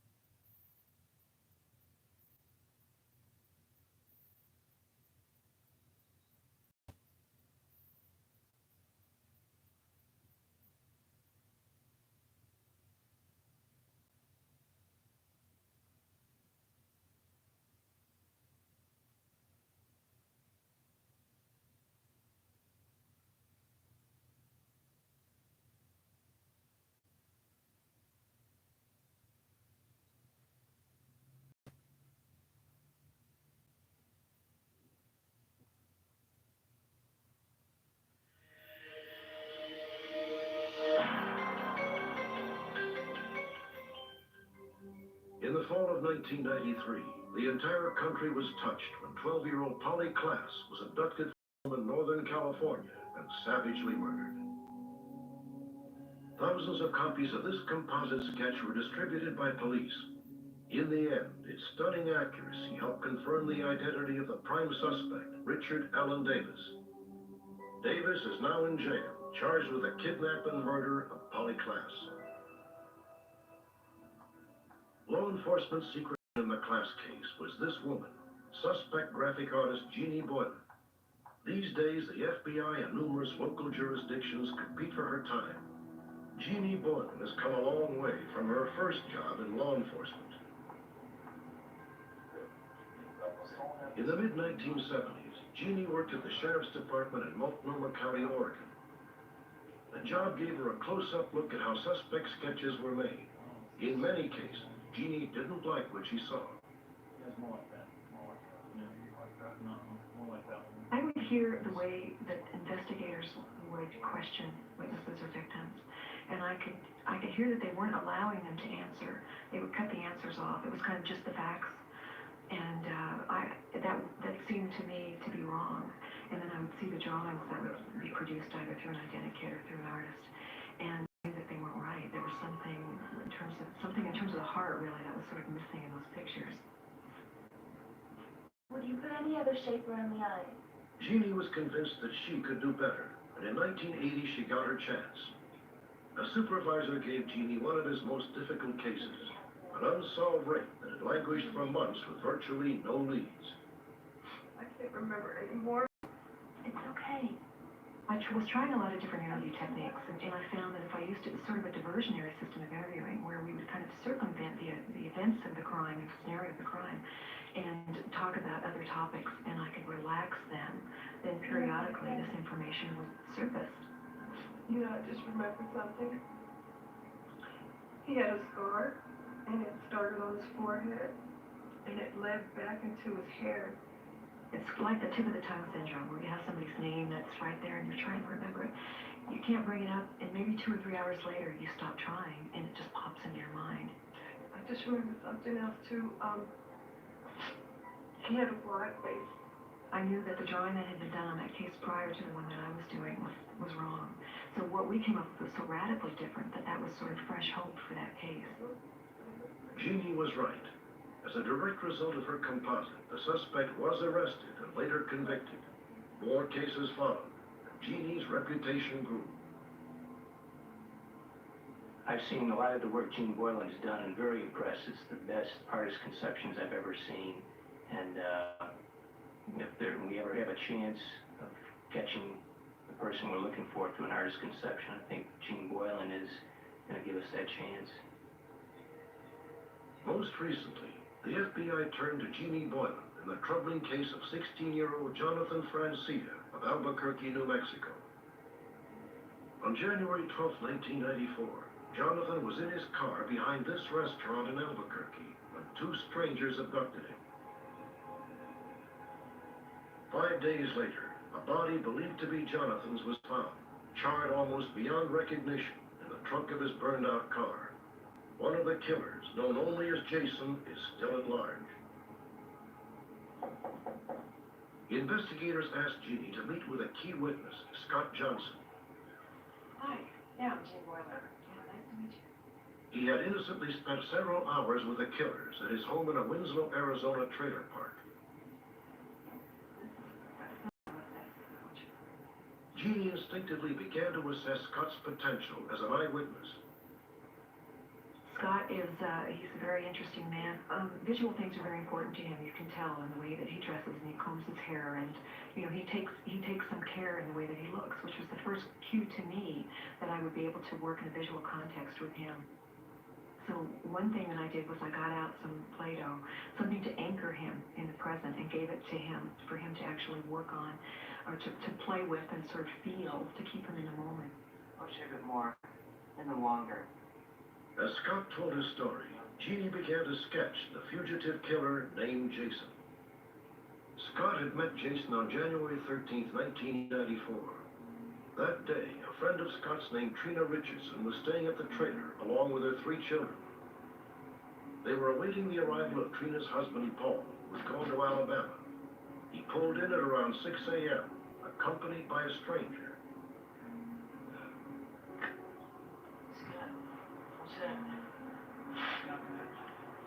Jason. What?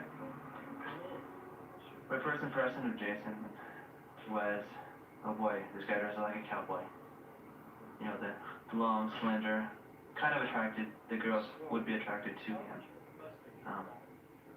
He had the velvet hat, the long hair, and the jacket and the jeans, and kind of like worn out tennies. Scott noticed something else about Jason. Something he would not truly understand until much later. I looked down and I noticed his hand was kind of like red, kind of clay type. I thought it was just, dirt, but apparently it was blood. Soon after he arrived, Jason took a shower. The only time Scott saw him without a hat. That's great. Tell me a little bit about how you would put the placement of the hair. I'll put the hair kind of long and back. I had no idea that anything was, wrong, like any crime has been committed. I was just going along, just like my everyday, normal routine, and they were too. Scott told Jeannie that he and Trina went out to run errands around 9 a.m., leaving Paul and Jason at the trailer. We came back, pulled up, and that's when they were washing the car. So as we pulled up, they saw us, and they shut the trunk, and they acted like they didn't want us to see what was in it. At the time, Scott had no idea that the body of Jonathan Francia was in the trunk.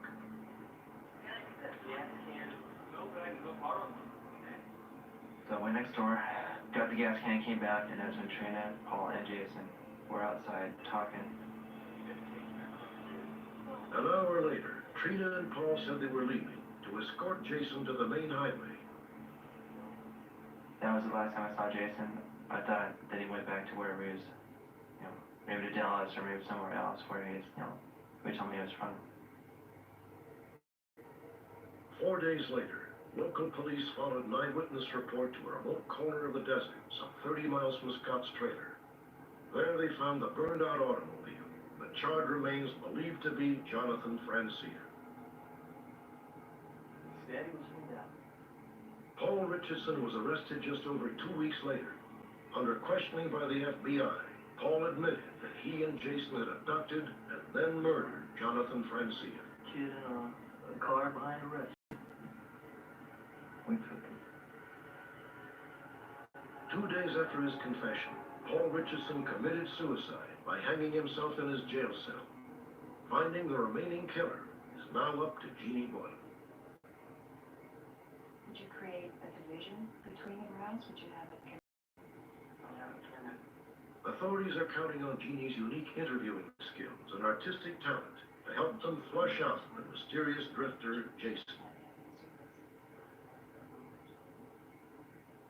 When I first seen the composite, it looked pretty much like the same person that I've seen in the trailer. Pretty close. I was amazed at how well it, turned out. I don't thought I didn't remember that much. That's him. Okay, is there anything else you'd add to it? I believe that Ms. Boylan has a magician's touch in dealing with witnesses and has a way of just extracting a photo from their mind, if you will. These are Jeannie's sketches of Jason, based on Scott Johnston's description. When I first saw the composite drawing, I felt a lot of anger because all this time there's not really been a picture, and now there's a face, and there's a real person out there who killed my son and who might kill somebody else's. It would set our hearts, but give us a little ease in our heart to the fact that we can't bring our son back, but it'll put him where he belongs, and that's what we need. I think, if there's some way that this contribution can help bring some peace to them, then I would be delighted. You just want to do whatever you can do, and this is all I can do. In all, Jeannie drew 3 portraits of the man known as Jason. Authorities believe he has relatives in Pine Top or Payson, Arizona, and Dallas, Texas. Jason is described as 5'10", mid-20s, medium build. He smokes, chews tobacco, and wears Western-style clothes, including a horsehair belt. The man calling himself Jason has also used other first names. He supposedly frequents Las Vegas and homeless shelters in Laughlin, Nevada. Jason should be regarded as extremely dangerous.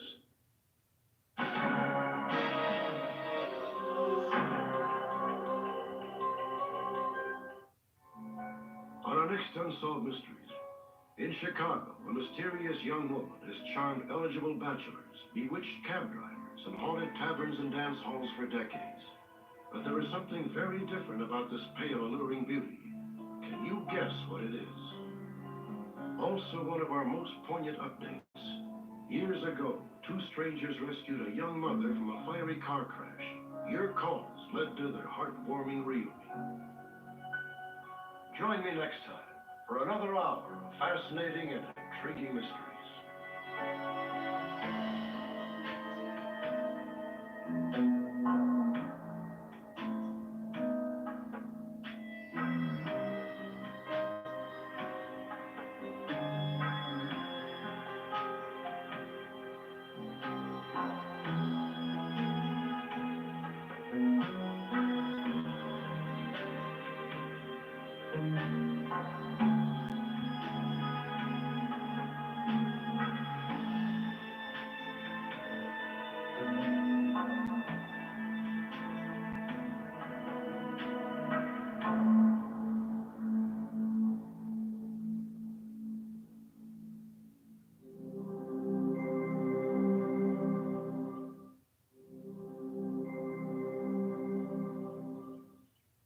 This program is about unsolved mysteries. Whenever possible, the actual family members and police officials have participated in recreating the events. What you are about to see is not a news broadcast.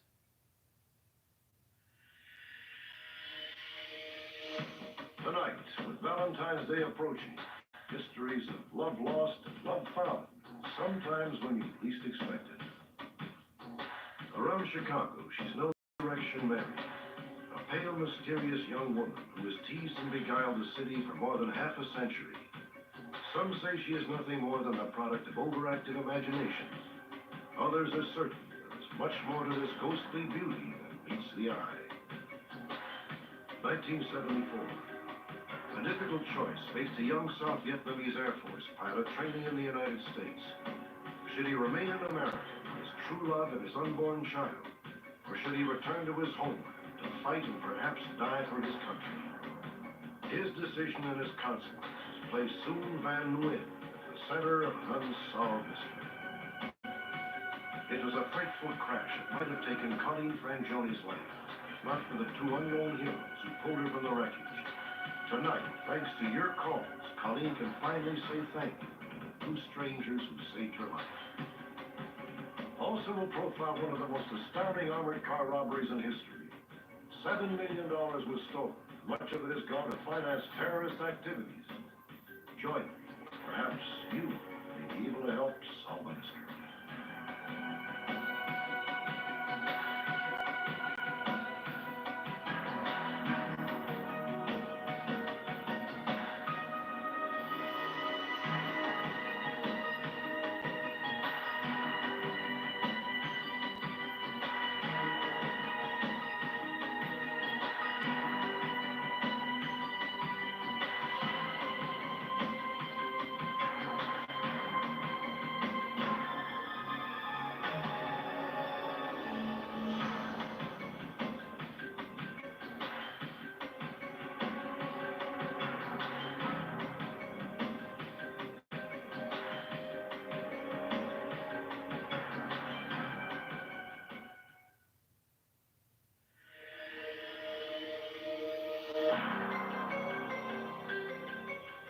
It's late on a moonless night. You're on a dark, lonely road. The shadows seem to reach for you. The sudden rustle of leaves makes you jump. Your heart beats faster and faster. You assume it's your imagination, unless you're on the road to Resurrection Cemetery, just southwest of Chicago. In January of 1979, a cab driver found himself on that road on just such a night. He was about to have an extraordinary experience, which number of Chicago cabbies claim to have had over the years. Say, miss, I'm lost and can't find my way back to town. Look, if you point me out in the right direction, I'll give you a lift wherever you want to go free of charge, okay? Why don't you hop in?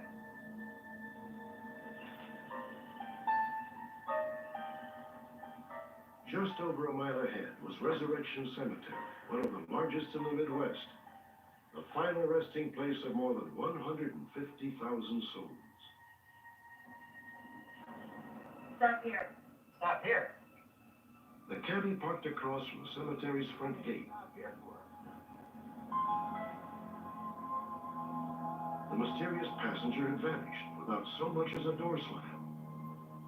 The unwitting cab driver had just met Chicago's most famous ghost, Resurrection Mary.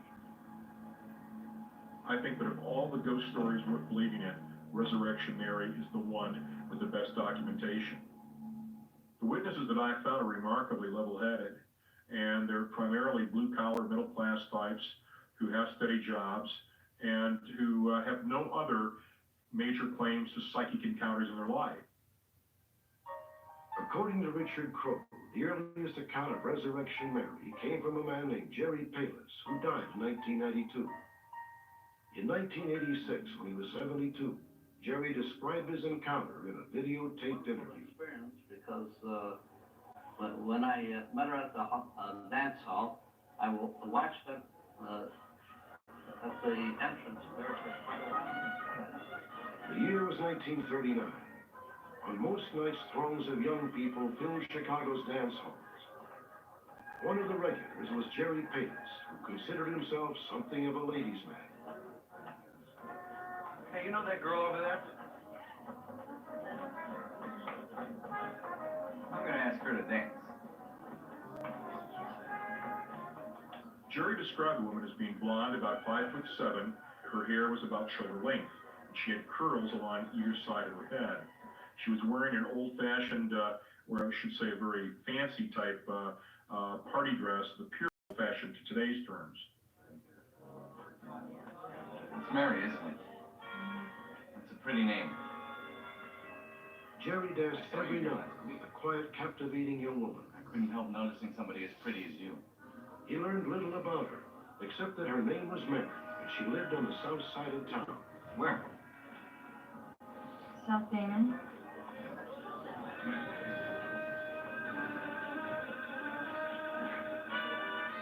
Hands. You're like ice. Must mean you have a warm heart.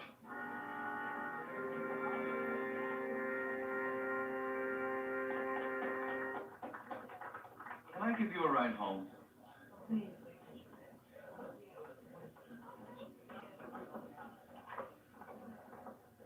As we walked along to the street, she says, well, you might as well take me down to Archer Road. And I said, what for? I said, you live here and here, where you told me. And she says, no, she said, I want to go out to Archer Road. Boy, it sure is quiet out here. What you want to come out here for? Stop. What? Stop the car. This wasn't at all what Jerry had expected. I need to get out of here, please. Mary had asked him to stop in front of Resurrection Cemetery.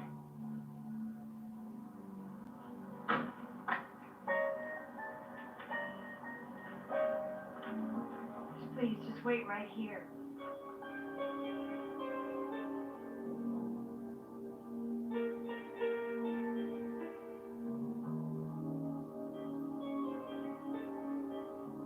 Jerry claimed that the young woman vanished right before his eyes. Jerry admitted he was perplexed, but certainly willing to forgive one unexplained disappearance. The very next day, he went out to Damon Avenue, where Mary had said she lived. Jerry found the house with little trouble, but before he could even knock, the front door swung open. Yes, can I help you? Excuse me, I don't mean to disturb you, but I'm looking for a young woman named Mary. I was told she lives here. You must be mistaken. There's no one here by that name. Wait, That's the woman I'm looking for in that picture. No, that's not possible. That girl is my daughter, and she has been dead for 5 years. I danced with that girl last night. It's then Jerry said that he understood why the woman he was dancing with that night was ice cold to the touch. He had worked in a funeral home for a while, and it was the touch of a corpse. The revelation actually cooled Jerry's romantic interest in the mysterious beauty. Years later, Richard Crowe learned the ghost was believed to be the restless spirit of a young woman named Mary Brigodi. Mary had been killed in a traffic accident one Saturday night in 1934, a month before her 21st birthday. Around Chicago, folks like to believe Mary had just left the dance hall when she died. She was laid to rest in Resurrection Cemetery, they say, in her favorite gown. Over the years, the bewitching spirit has been seen time and time again. At dance clubs, in taxis, and someone to take her home. I really didn't think there was any ghost. You hear these stories and these old ghost tales, but it's never happened to me.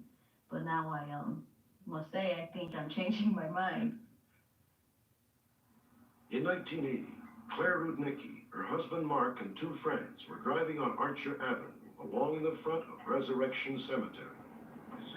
And I was just looking out the windows. We were going down the street, and on the right-hand side of the road, there was a girl walking. She was bright, very bright, like illuminating. She was just walking very slow. I remember thinking, oh my God, it's Resurrection Mary, and I can feel my stomach starting to turn. Let's go back. No. I was very frightened, I have to admit, it did scare me. No, let's go back. Let's go back. On the other hand, Claire's husband Mark was ready to swing around for another look. No one could have pulled a prank like that because she was so bright and illuminated, and there was no light source from which that light could have come. She was just a bright object, a glowing figure on the side of the road. And when we were coming up behind her, I looked at her from behind on the side, and when I had driven past her, and all the time I was looking at her face, and it was like a black void. There was really nothing there. There was no facial features.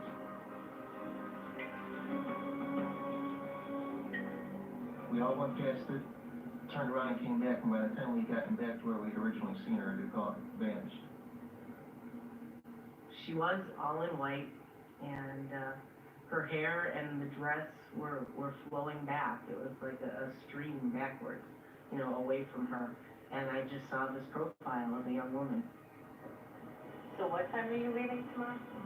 Around 7. In October of 1989, Janet Colall and a friend set out for an evening drive. After about an hour, they found themselves at Resurrection Cemetery.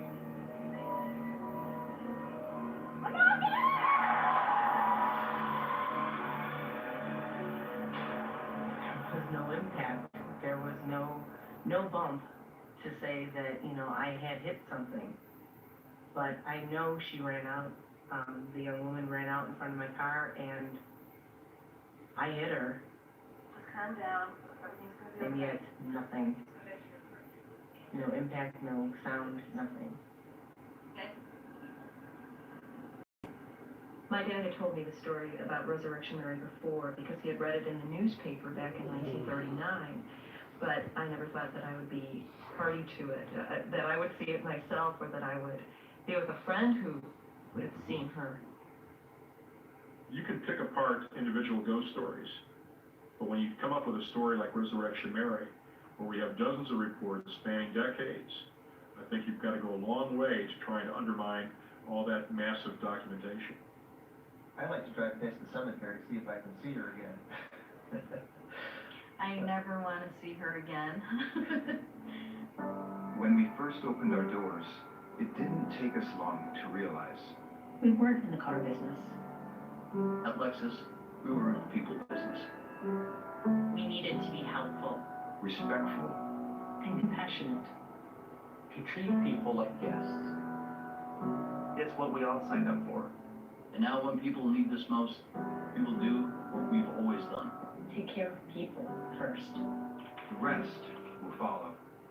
The longest professional baseball game ever took place over nearly 8.5 hours in 1981.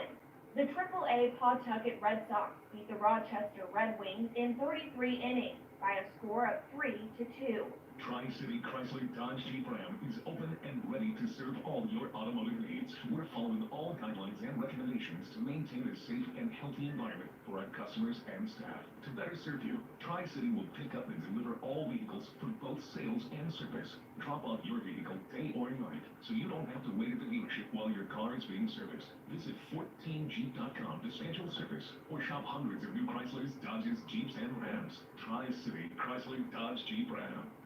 Here's an important message from the Diabetes Solution Center. Diabetics understand all too well the pain of pricking your fingers. But now, by wearing a small remote device called a continuous glucose monitor, or CGM, you can immediately reduce your pain. It's easy to use and helps you make more accurate diabetes treatment decisions.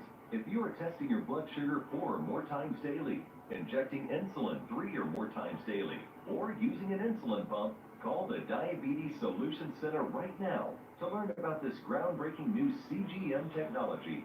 And if you have Medicare, you can get a new CGM at little to no out-of-pocket cost. Shipping is free, and we'll even bill your insurance company for you. If you are testing your blood sugar 4 or more times daily, injecting insulin 3 or more times daily, or using an insulin pump, call the Diabetes Solution Center right now to learn how you can get your own continuous glucose monitor, or CGM, at little to no out-of-pocket cost. Join us at the MST3K channel on Pluto TV. Always on, always free, always astounding. There's something to be said about the unyielding sensation of freedom and the supernatural surge of adrenaline that overwhelms the soul. Its senses take on a different significance. That is when you start watching The Huckabee Show on Saturdays and Sundays at 8, 7 Central. What? Only on TBS. Hey Pluto, it's FGTV Duddy, and I'm letting you know that you need to head on over to channel 698, the Roblox Gameplay channel, to watch all the best FGTV Roblox episodes this weekend only. You heard? It's so fresh in my mind still. It still scares me. I didn't believe in ghosts until I saw her. But the way I know it was really a ghost is you just know.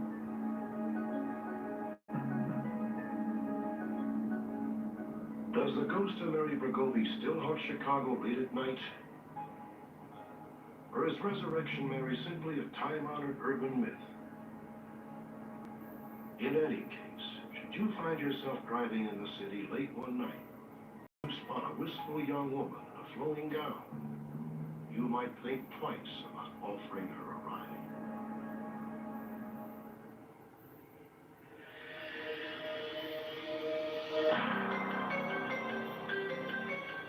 Tonight we have an update, which is one of our most touching and poignant. It concerns a woman searching for two men, two complete strangers she never even talked to. But during one fateful encounter in 1978, they saved her life. She has been searching for them ever since, simply to say thank you. Hi, Colleen. Welcome to our club. Colleen Frangioni was paralyzed from the waist down more than 15 years ago in a horrible automobile accident. Since then, she has spoken to thousands of high school students, urging them to wear seatbelts. Buckle up. I didn't. It's my slogan. Every time Colleen speaks in a classroom, she relives the night of September 23rd, 1978.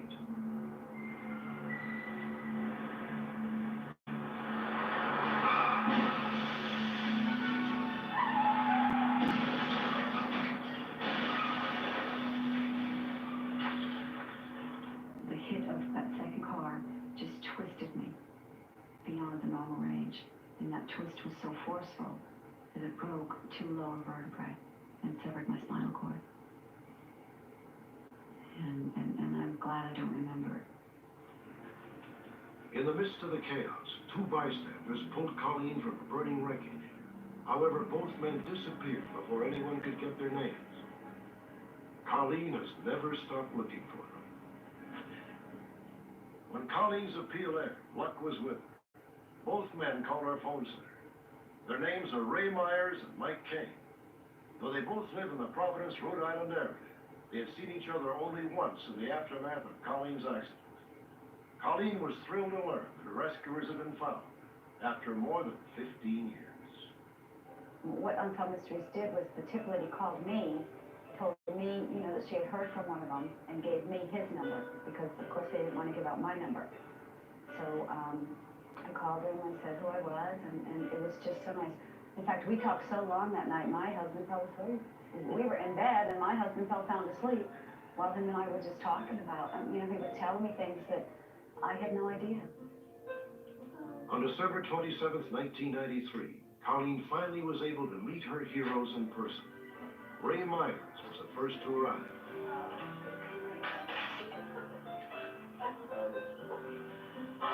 Oh, I could really touch you.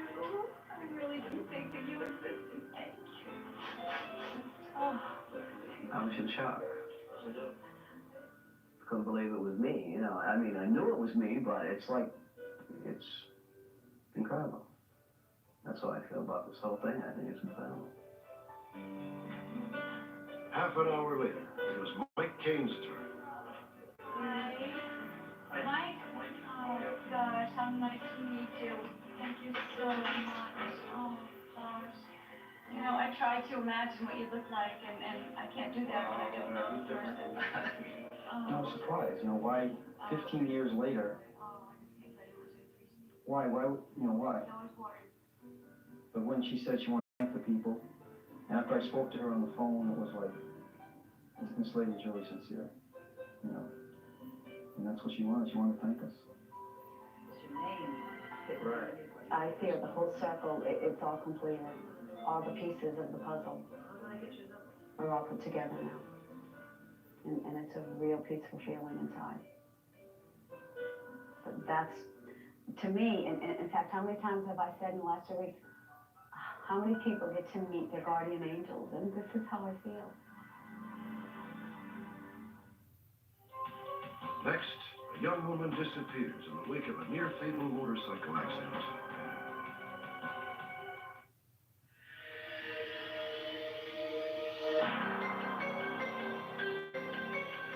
These days, most of us are resigned to keeping in touch with friends and family by telephone.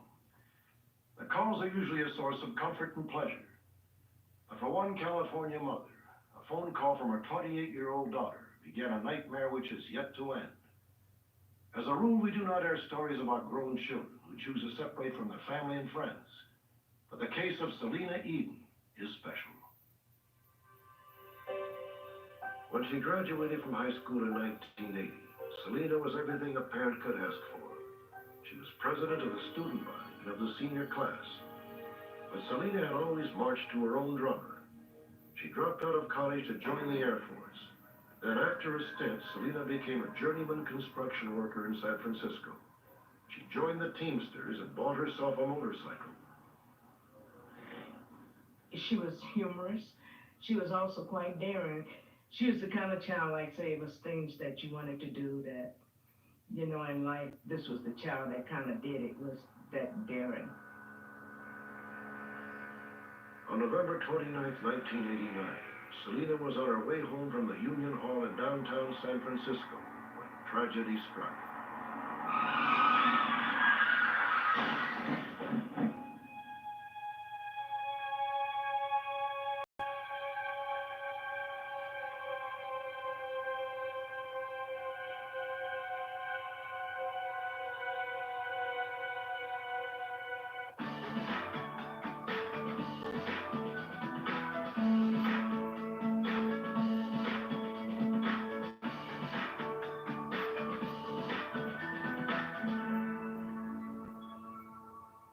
Go from dry eyes to happy eyes. TheraTear's clinically proven electrolyte formula corrects the salt imbalance that can cause dry eye, so your eyes will be happy, healthier TheraTear's eyes. And for extraordinary relief, try TheraTear's Extra. Today's biggest stars sing your favorite Disney songs from home, and you're invited to join the fun. The Disney Family Sing-Along tonight, 8/7 Central on ABC. A yellow-rumped, leaf-eared mouse found in the Andes Mountains broke the record for the highest dwelling mammal in the world. The mouse was found living 22,000 feet above sea level.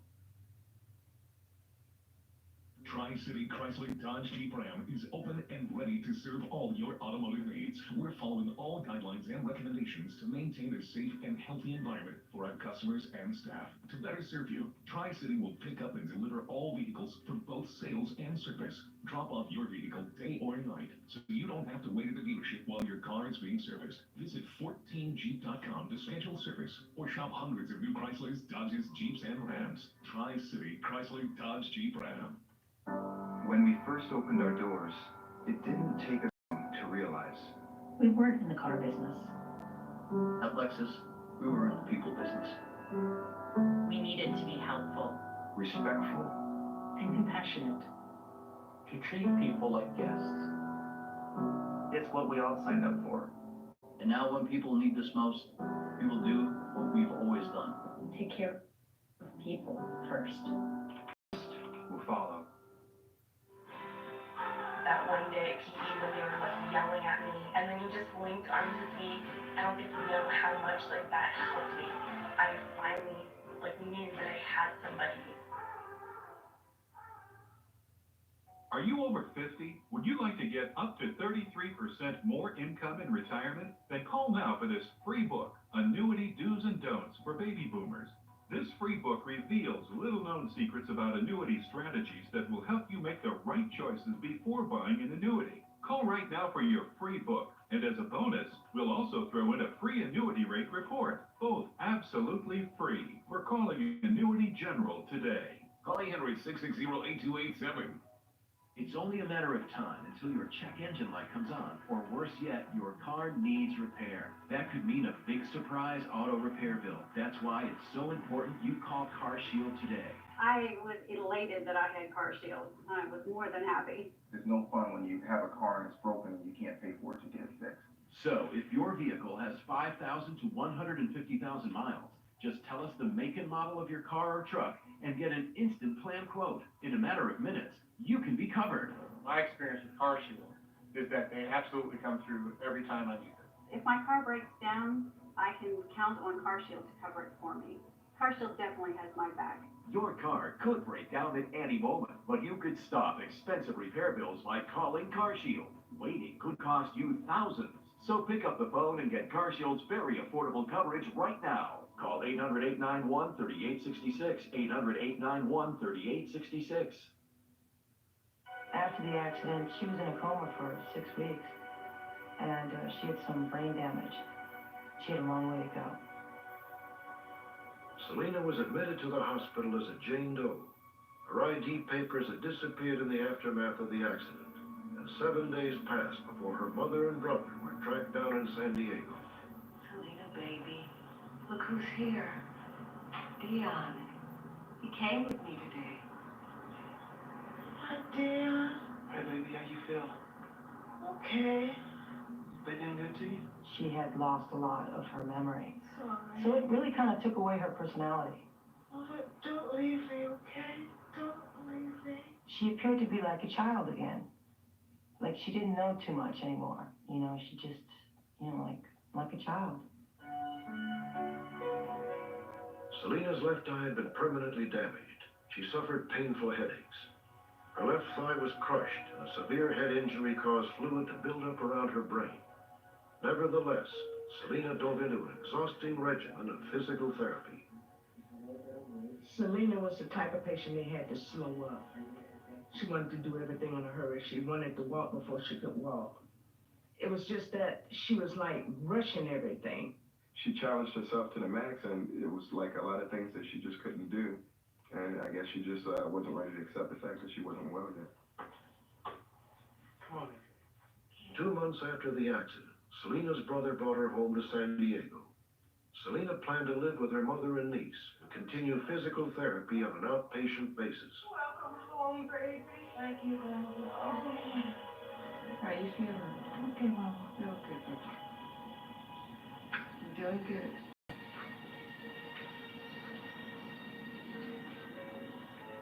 You know, when she was living with me, she started having more like confused episodes.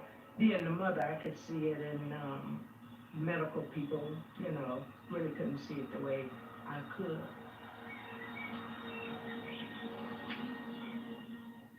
There was a lot of changes. I feel that sometimes she had her days that she could be quite mean, and then there was the days I would notice that she was having a lot of headaches. Uh-huh. So we'll do that. Bye. Soon the headaches gave way to general confusion. Physically, Selena was getting better, but mentally, she was worse. Are you all right, baby? Mama, who was that I was talking to? I don't know who you were talking to. Did you forget? Yes. Things like that would upset her. That's when I noticed her frustration more and more, and she felt like more and more she wanted to be on her own, but the more she pushed it, the more confused she was becoming. With her recovery stalled, Selena decided to return to San Francisco in May of 1990. She hoped that the familiar surroundings would help her. Lori. Yeah. Who's that girl? What girl? Never slept like an house You mean Liz? Yeah, Liz. Who is she? She's your friend, Selena. She's very happy to be in San Francisco and to be around her friends. But, you know, she didn't appear healthy enough to be on her own. You okay? Fine. She was very unaware of a lot of things. I think she definitely needed somebody to be with her, you know, to help her. Despite her erratic behavior, Selena had been in the habit of calling her mother regularly. Finally, in October of 1990, nearly 1 year after the accident, Clarissa E. received a phone call she would never forget. Hello? Hello, Mama? Selena. Mama, I'm going away for a while. I met someone who promised to be kind to me. Who? She was evasive with me, Don't and you that go off wasn't with like somebody her. you don't She know. would tell me everything. You need to you know. come home. I said, Selena, what you need to do, you need to come back home. And she said, well, don't worry if you don't hear from me in a month or two. Selena, you should come back home. And then she said, I'll be calling you soon, and hung up. And that's the last I've heard from Selena. The last time I heard anything of Selena, she was leaving for somewhere in the Midwest, and I can't remember where, with some woman who she had just met, and I got the impression that she probably didn't know much more about the woman than I did. And I didn't even know the person. I had no idea who it was. And I couldn't get a last name from her. And it was just kind of a haphazard plan. There was no plan. It's like, I'm going. Selena's family hired a private investigator to search for her. Lost girl. Even after she told her mother she was leaving town, Selena was sighted in San Francisco's Tenderloin district. Some people said they saw her around here. When was she here? A few weeks back. The investigator followed up on all the leads, but it turned out to be a fruitless search. If you do see her, would you give me a call? Yeah, sure. Thanks. You know, I just hope she's out there, probably, you know, just living her life, and for what reason she didn't call it. Maybe it's just because she forgot us. Maybe she just don't remember. You know, hopefully it's one of those. Hopefully, you know, we can find it. I want to see my daughter again. That's my baby. I love her like I love all my children, and I want her back with us. I want her to try to call us. Someone call for her if she's unable to call. And let us know where she is and how she is. On New Year's Eve of 1991, a year after Selena had disappeared, she left a garbled message on her friend Lori Gallagher's answering machine. It was the last time any of Selena's friends or family heard her voice. Since then, a lawsuit has been filed in Selena's name regarding the accident. However, the action cannot proceed until Selena is found. Selena Marie Eden is 31 years old and stands 5 feet 6 inches tall. At the time of her disappearance, she weighed 125 pounds. She has a pronounced stiffness in her left leg, which causes her to limp.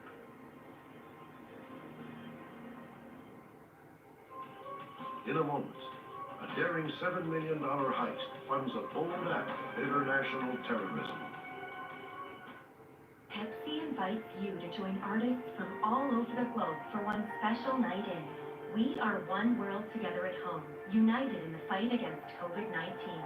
Tune in April 18th to participate in this historic global event. Tri-City Chrysler Dodge Jeep Ram is open and ready to serve all your automotive needs. We're following all guidelines and recommendations to maintain a safe and healthy environment for our customers and staff. To better serve you, Tri-City will pick up and deliver all vehicles for both sales and service. Drop off your vehicle day or night, so you don't have to wait at the dealership while your car is being serviced. Visit 14jeep.com to schedule service, or shop hundreds of new Chryslers, Dodges, Jeeps, and Rams. Tri-City Chrysler Dodge Jeep Ram.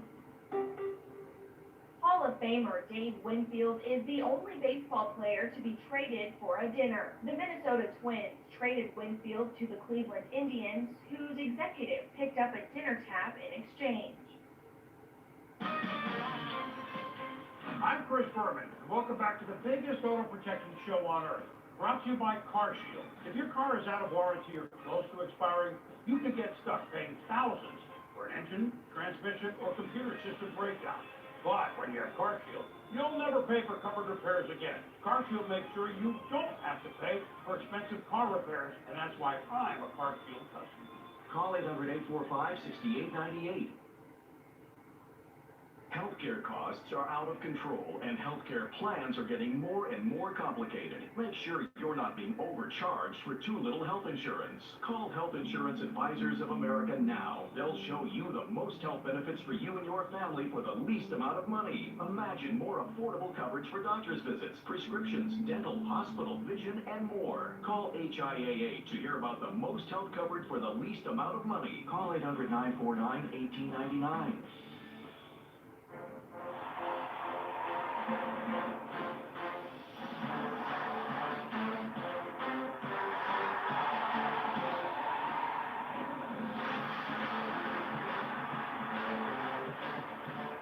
Here's an important message from the Diabetes Solution Center.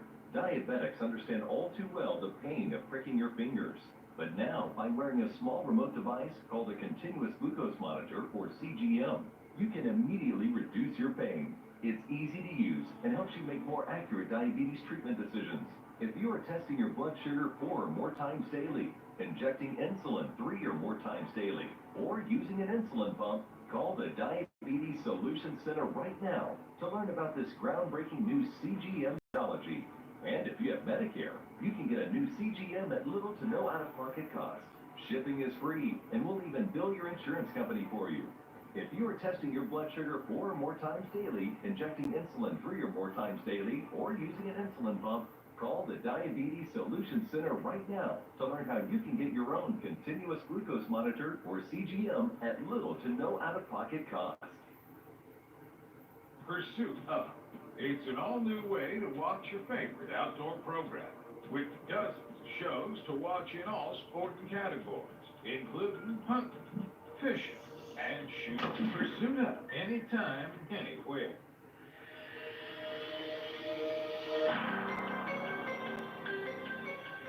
It's hard to imagine what $7 million in cash would look like. In 1983, one man managed to steal an astounding sum. Single-handedly, he wrestled 50 heavy bags of currency out of a vault, loaded them into a getaway car, and vanished. The daring robbery still stands as one of the greatest heists in United States history. The key figure in the holdup was a brazen 25-year-old armored car guard named Victor Manuel Hedena.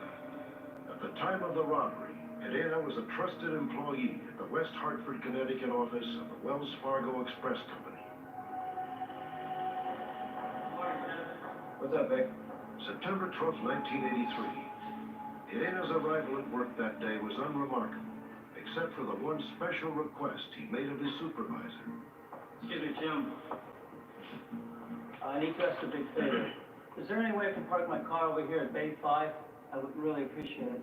What's wrong with your car? It's not mine, it's a friend of mine's. I hate to see something happen to it. You know how it is outside. You know, I'm really not supposed to be doing this. I'll let you do it this one time, just don't take advantage of it, Victor. Thanks. Appreciate it. Okay, Vic. All right.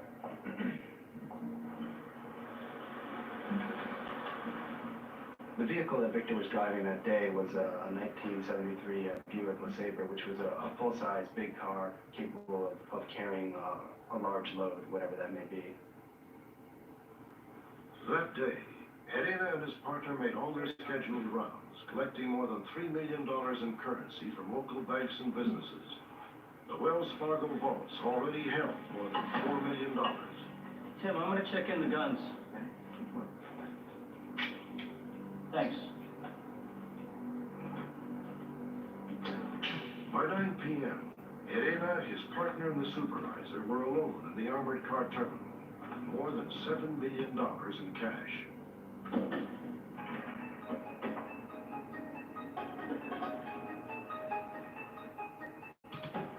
Listen, I'll kill you. I swear to God, I'll kill you. What are you doing? Stand up! Come on! You, lay down! Lay down! No, lay down! Move it! Put your hand behind your back! Shut up!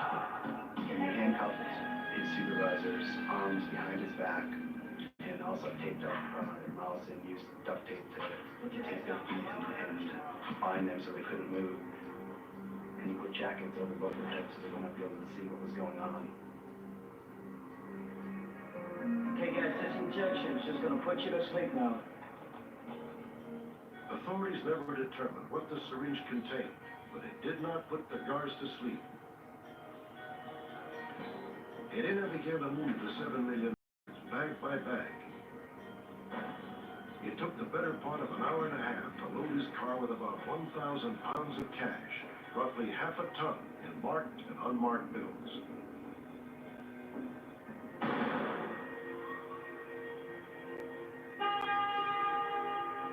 The car was loaded. We believe that he sent a signal to someone on the outside that was helping him. He honked the horn and opened the bay door to the terminal. It's believed that at that point someone else came into the terminal and drove his car out of the terminal with the money inside the car. The guards, at this point, I'm sure, were very upset, and even more so when they heard a shotgun being loaded, which is a very distinctive sound.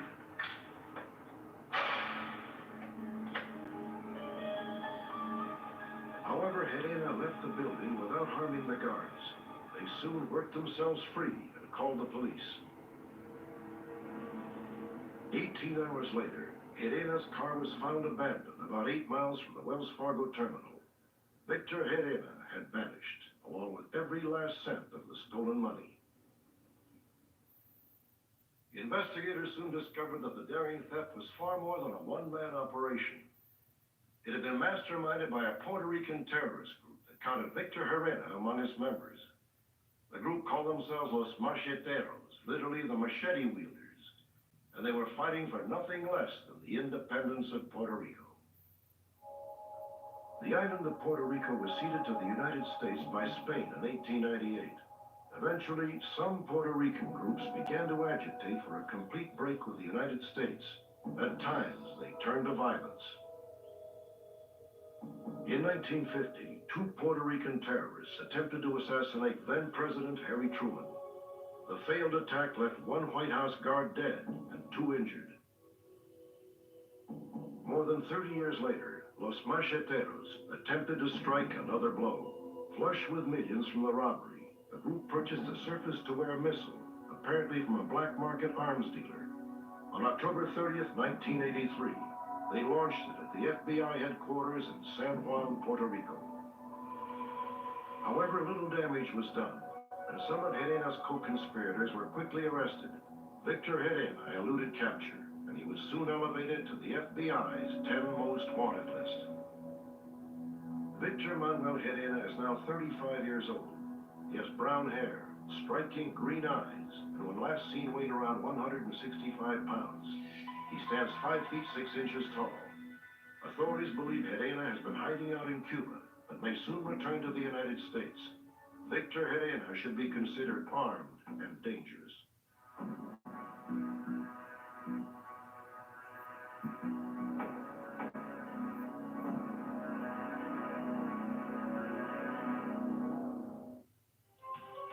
When we return, the poignant story of a father and daughter torn apart by the war in Vietnam.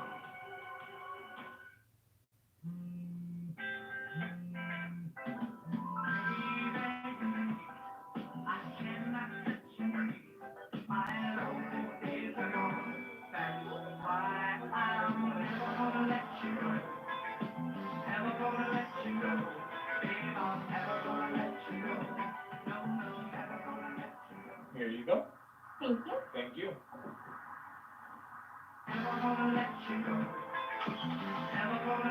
Tri-City Chrysler Dodge Jeep Ram is open and ready to serve all your automotive needs. We're following all guidelines and recommendations to maintain a safe and healthy environment for our customers and staff. To better serve you, Tri-City will pick up and deliver all vehicles for both sales and service. Drop off your vehicle day or night, so you don't have to wait at the dealership while your car is being serviced. Visit 14jeep.com to schedule service, or shop hundreds of new Chryslers, Dodges, Jeeps, and Rams. Tri-City Chrysler Dodge Jeep Ram. Greetings, humans. 'Tis I, Mega Cynthia, interrupting this transmission with an important and not at all brainwashing message. This is the 2020 Medicare Benefits Report brought to you by Easy Medicare. If you or a loved one are turning 65, have recently moved, or lost group coverage, now's the time to enroll in a Medicare health plan or Medicare prescription drug plan so you can receive the best benefits for 2020, like $0 copays, $0 deductibles, $0 premiums. Our licensed insurance agents are waiting to give you your free, no-obligation consultation. Call 800-420-9146. Yep, right up to see the 8th wonder of the world, the MST3K Pluto channel. The MST3K channel on Pluto TV is on all 24 hours of every day. All 7 days of every week. So join us, won't you, at the MST3K channel on Pluto TV. Always on. Always free. Always astounding.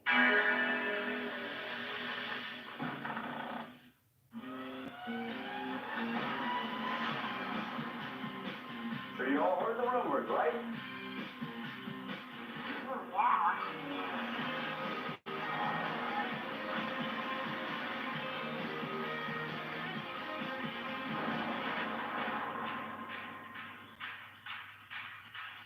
I'll check the schedule.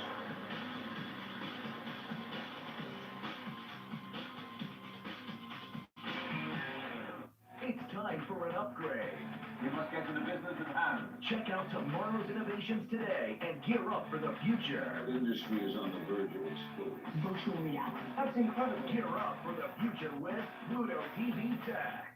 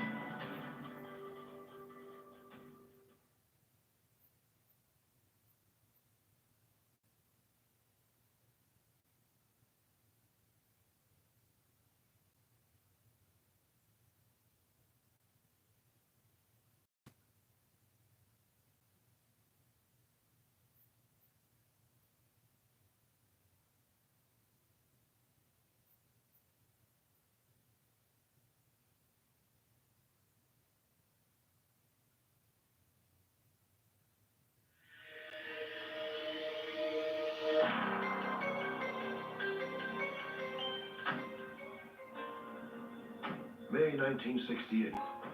Soon Van Nguyen was among hundreds of South Vietnamese officers dispatched to England Air Force Base in Louisiana for jet pilot training. Soon was scheduled to remain in the United States for 7 months. He felt lonely and displaced until a local family, the Gautiers, took him under their wing. They had 6 children.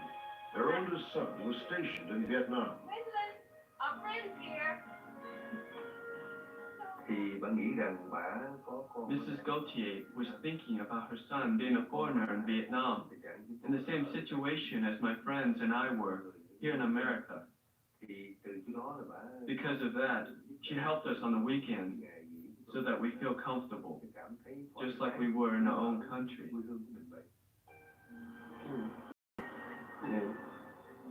One of the Gautier's daughters, Gwendolyn, was the same age as Soon.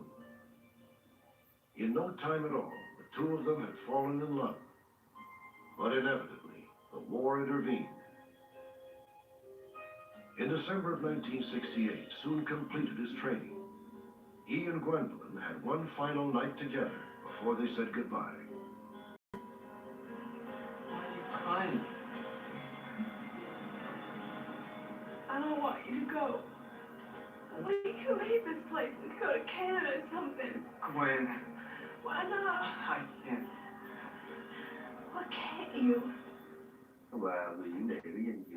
Because of my honor as an officer in the Air Force, I could not desert my countrymen. Tôi không thể nào phản bội lại. And so I said to Gwen, I have to go back. Phải về. Và tôi hy vọng rằng. But I hope that someday we would see each other again. Wait.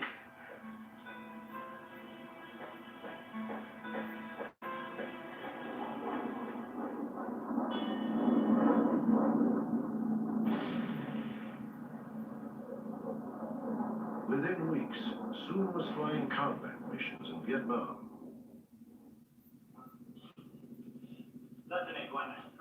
Soon often received letters from Gwendolyn. One letter carried news that would change his life forever. Gwen was pregnant with his child. Sau một cái chuyện mà vừa. After barely escaping from death on a very dangerous mission, I came back and there was good news.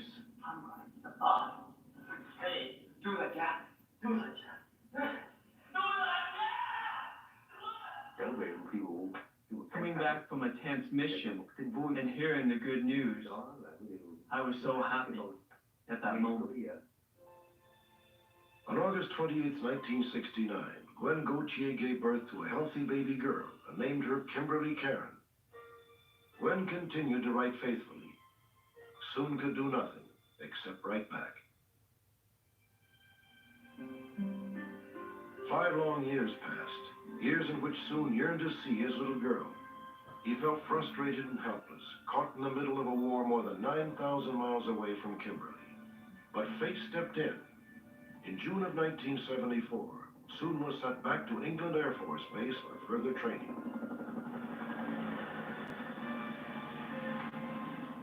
Gwen's mother was now divorced and living in a mobile home. Soon went to visit her, not knowing whether Gwen and Kimberly lived there. Not knowing whether after 5 years, Mrs. Gautier would be friend or foe. I don't believe it. Soon? Hello, Mrs. Gautier. Oh. Thì bà luôn miệng và nói, oh my God. She kept saying, oh my God, I cannot believe it. Thì theo tôi hiểu, bà. From what I could understand, she had never imagined that she would see me again, or that Kim would ever see me at all. Just wait till you see her. She is the most beautiful little girl in America. Where are they? Houston, you did know that Gwendolyn got married No, when? about a year ago. Mrs. Gautier became Soon's closest ally. She contacted Gwen in Houston and arranged a meeting.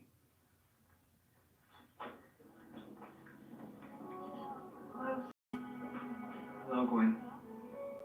Thì tôi nhìn ngay là tôi biết đó. And I looked at her and knew right away that this was my child.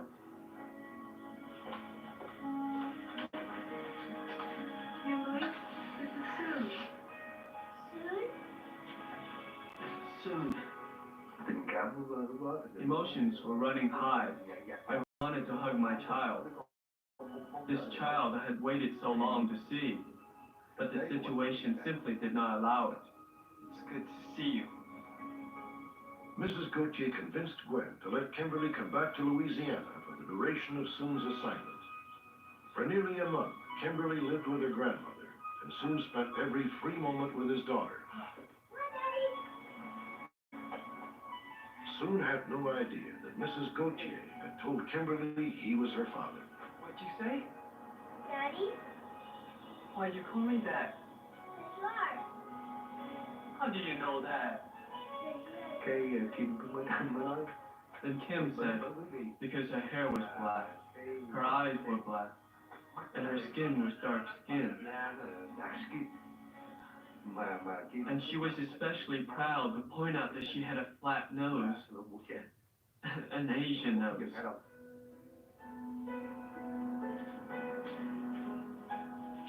Finally, the day Soon had dreaded arrived.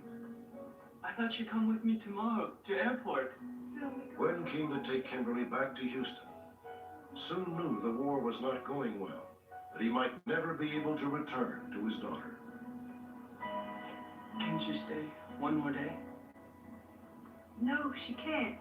This isn't a fairy tale, son. You're going back to Vietnam tomorrow. We got to go.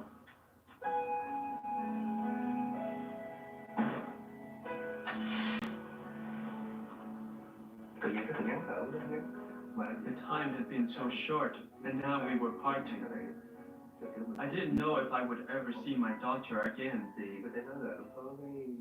I couldn't control myself. I broke down and cried. And that's the truth.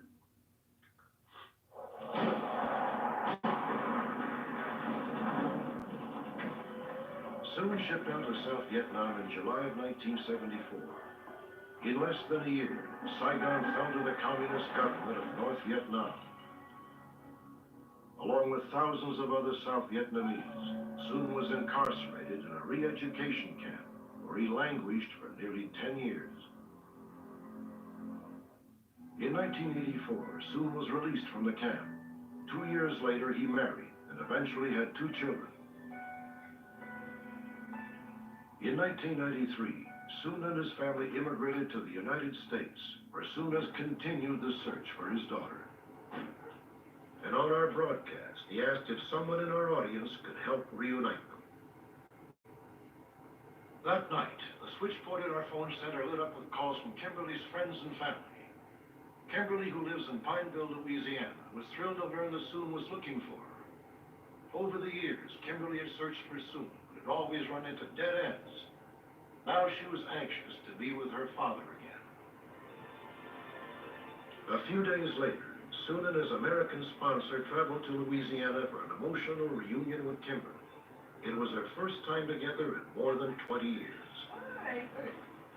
Oh.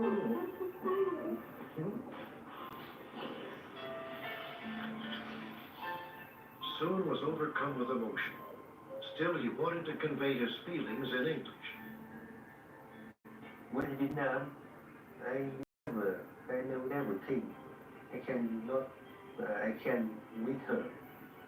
But now it's my dream to be true.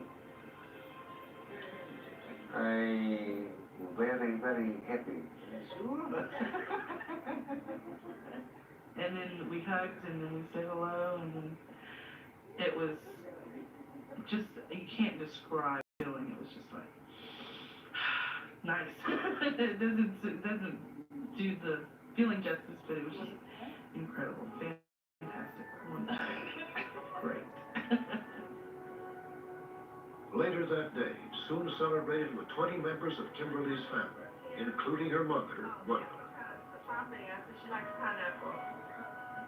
To see them together is just a dream come true. A fairy tale that had some bad detours, but it came to a happy ending. Oh, this is a big day, a happy day. I think I cannot forget it.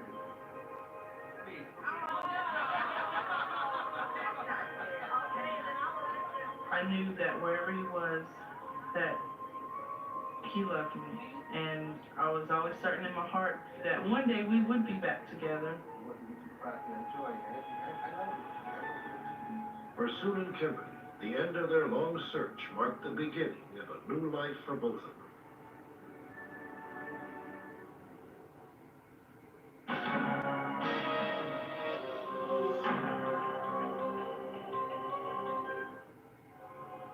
Next week, Unsolved Mysteries travels to Lourdes, France, one of the world's most mystical and revered locales. Since 1858, millions of religious pilgrims have visited the basilica, where the spring waters are said to have the divine power to cure the sick. In this fascinating study, meet two women who believe their illnesses were cured by a miracle at Lourdes. For every mystery, there is someone, somewhere, who knows the truth. Perhaps it's you. Join me again next week on Unsolved Mysteries.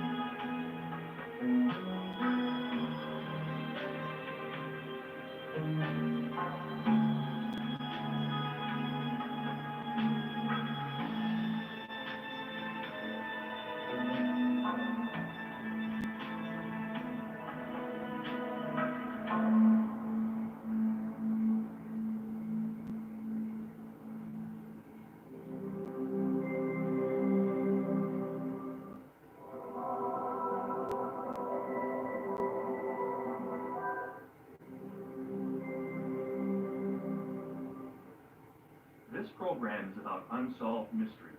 Whenever possible, the actual family members and police officials have participated in recreating the events. What you are about to see is not a rebroadcast.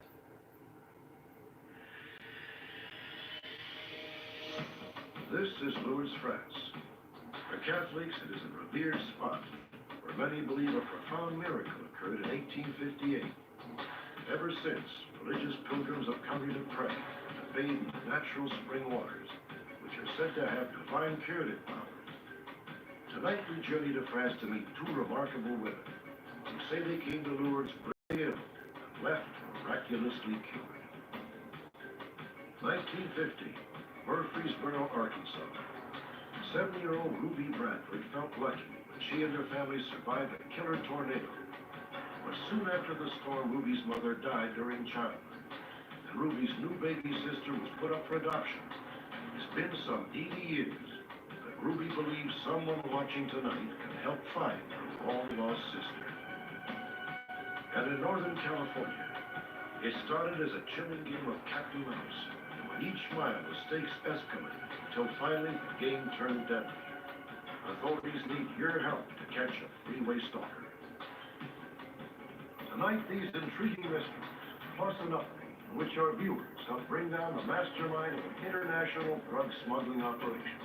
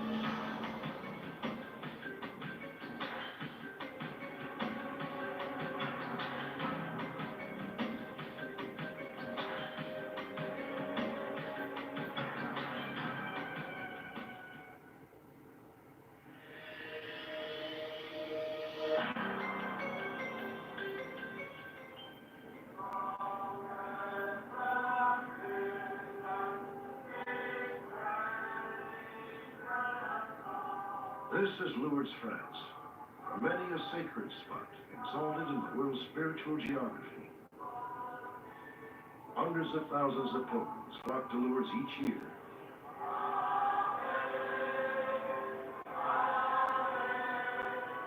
Recently, Unsolved Mysteries traveled to Lourdes as well to bring you a story that began nearly a century and a half ago with a girl named Bernadette. Bernadette Soubirous was the oldest child of a poverty-stricken miller. Her family lived in Lourdes, then an obscure French village at the foot of the Pyrenees Mountains, just 30 miles from the border of Spain. On February 11, 1858, Bernadette claimed that in a grotto just outside town, she encountered a beautiful vision. A woman dressed in blue and white. At the woman's command, Bernadette began to dig and unearth the spring. He believed that Bernadette's vision was a blessed virgin, and the spring offered a promise of divine healing. Nobody is obliged to believe in Lourdes, but I think when you really look and examine all the facts, all the words, all the gestures that surround all these events that took place in 1858, I think it's very difficult really not to be moved by it in some way. In 1933, the Vatican declared Bernadette Soubirous a saint. A basilica was erected over the grotto where she had found the spring. Through the years, Lourdes has developed a reputation for healing, both the spirit and the body.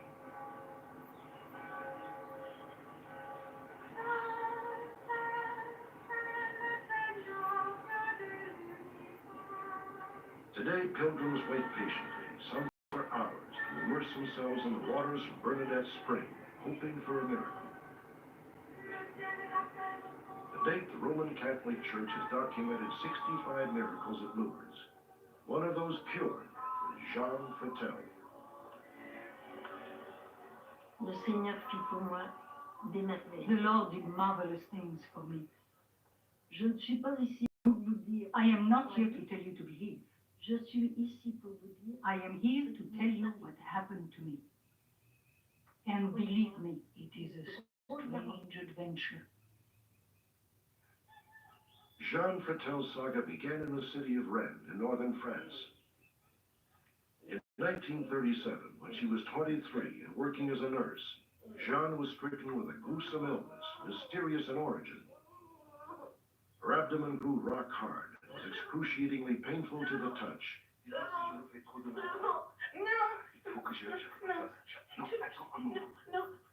Blood oozed from her nose, her mouth, and her intestines.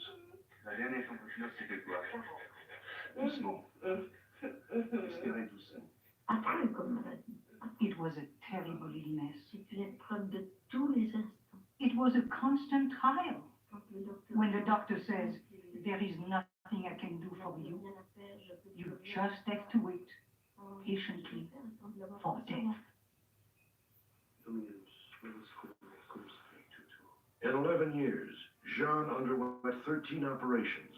Nothing helped. Eventually, Jean was diagnosed with tubercular peritonitis, for which there was no known cure. On 4 different occasions, her priest administered last rites. Finally, 2 of Jean's friends insisted on taking her to Lourdes. So sure was her doctor that Jean's death was imminent, he advised her friends to take a coffin with them.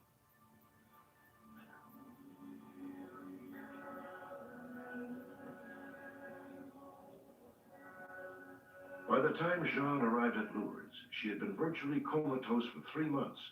Her bandages had to be changed 20 times a day.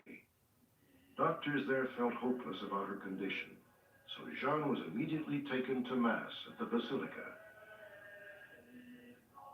One of the priests who served Mass that day, Father Albert Roch, remembers vividly.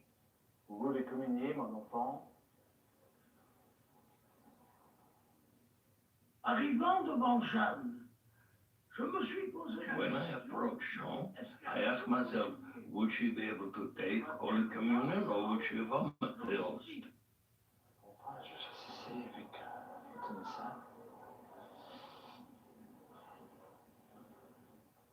Father Roch tried to force a tiny piece of the wafer between Jean's lips. Finally, one of Jean's friends assisted.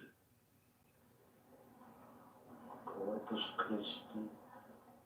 Chez moi-même. I close her mouth myself, and she instantly opened her eyes.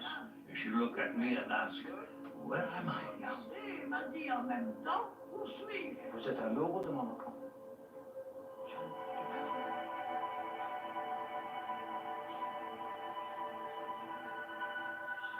Instantanément.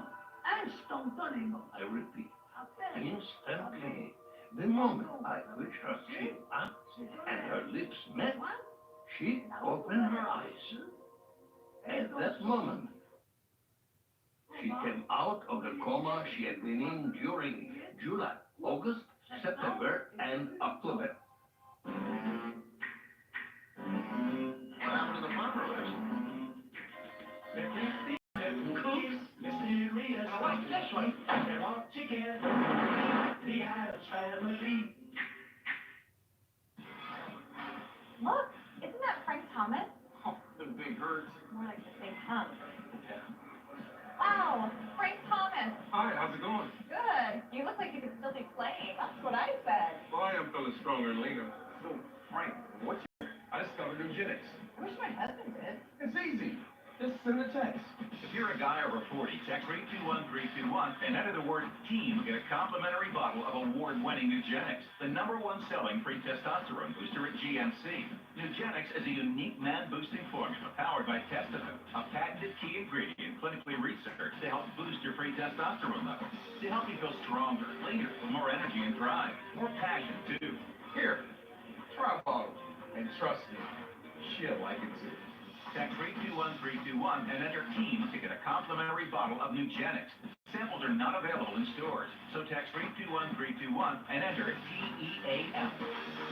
Attention car owners, if your car is out of warranty or close to expiring, you could be at risk of expensive auto repairs that could cost you thousands. With CarShield, your covered repairs would cost nothing on items you choose to cover. CarShield helps get expensive repairs paid so you don't have to. And your coverage includes free towing, free roadside assistance, and free rental car coverage. Don't get stuck with expensive repair bills. Get coverage through CarShield now before your car breaks down. Call 800-891-3866.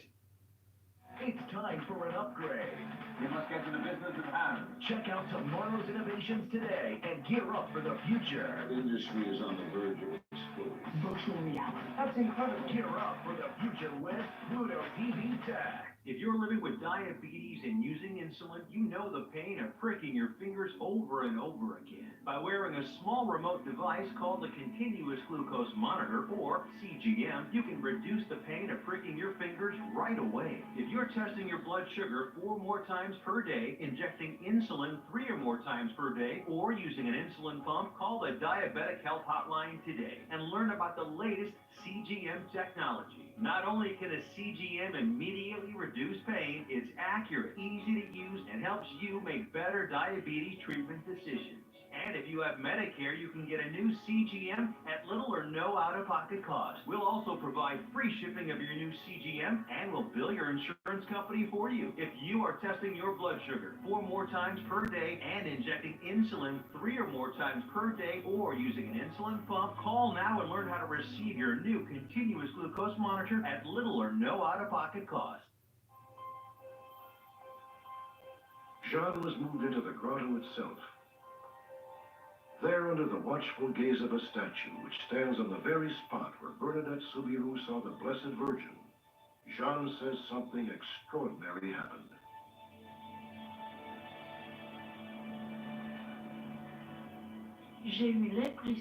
I had the feeling that somebody was taking me under the arms to sit me up. And I turned around to see who it was that helped me, and thanked them. I had that feeling again. This time, the 2 invisible hands were taking my 2 hands and putting them on my stomach. I was instantly and permanently cured.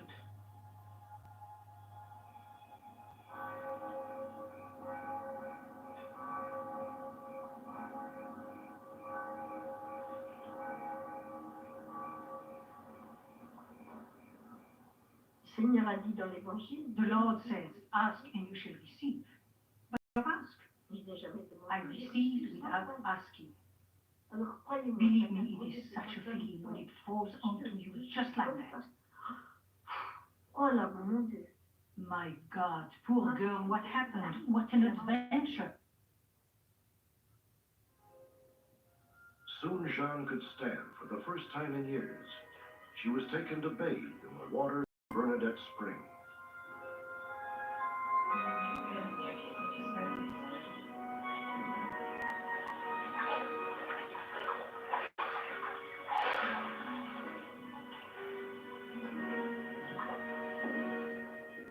The next day, a group of doctors gathered at Lourdes to examine Jeanne. Bonjour, chère madame. Pourriez-vous nous faire une démonstration? Comme vous voulez.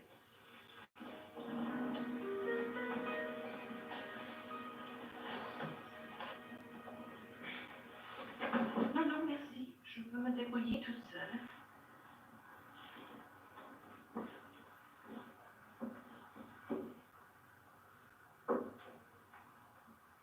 Vous voyez que je suis peut-être un peu faible, mais je marche toute seule. Vous aviez une tuberculose méningée, Oui, c'est ça. avec des complications? Oui, mais si vous avez des questions, je voudrais bien m'asseoir. Bien, asseyez-vous.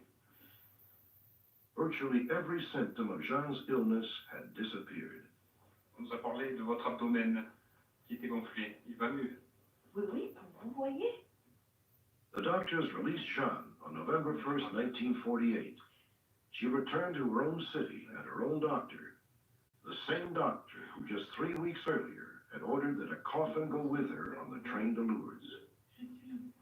Je suis très bien de repos. Et vous avez toujours faim? Non, pas maintenant, parce que maintenant ça s'est réduit. Au départ, oui. Oui. Mais oui. A professed atheist, the doctor was dumbfounded. Où restez encore? Et c'est là qu'il m'a appris dans ses And it was then he took me in his arms, big tears rolling down his cheeks, and he said, I do not believe in miracles, yet I have to believe, because you should be in your grave today. After more than 11 years of nearly unbearable pain and suffering, Jeanne Fattel was finally able to resume a normal life. She became well known as a dedicated, tireless nurse. In 1950, Jeanne took vows to become a Benedictine nun. No traces of her illness returned. The church referred Jeanne's case to the National Medical Committee of Paris, made up of both believers and non-believers. A very rigorous comparison was made between her medical status, which was well documented before the illness, and her medical status after the illness. The medical bureau's findings were then to say, in our eyes, this, according to science, is just inexplicable. They then passed on these findings to the church. That same year, the Archdiocese officially declared Jeanne Fattel's cure a miracle. Today, at the age of 80, Jeanne continues to live the miracle, devoting herself to physically challenged young people who make the pilgrimage to Lourdes.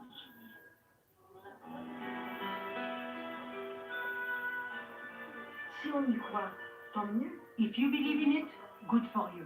If you do not believe in it, too bad, it is true.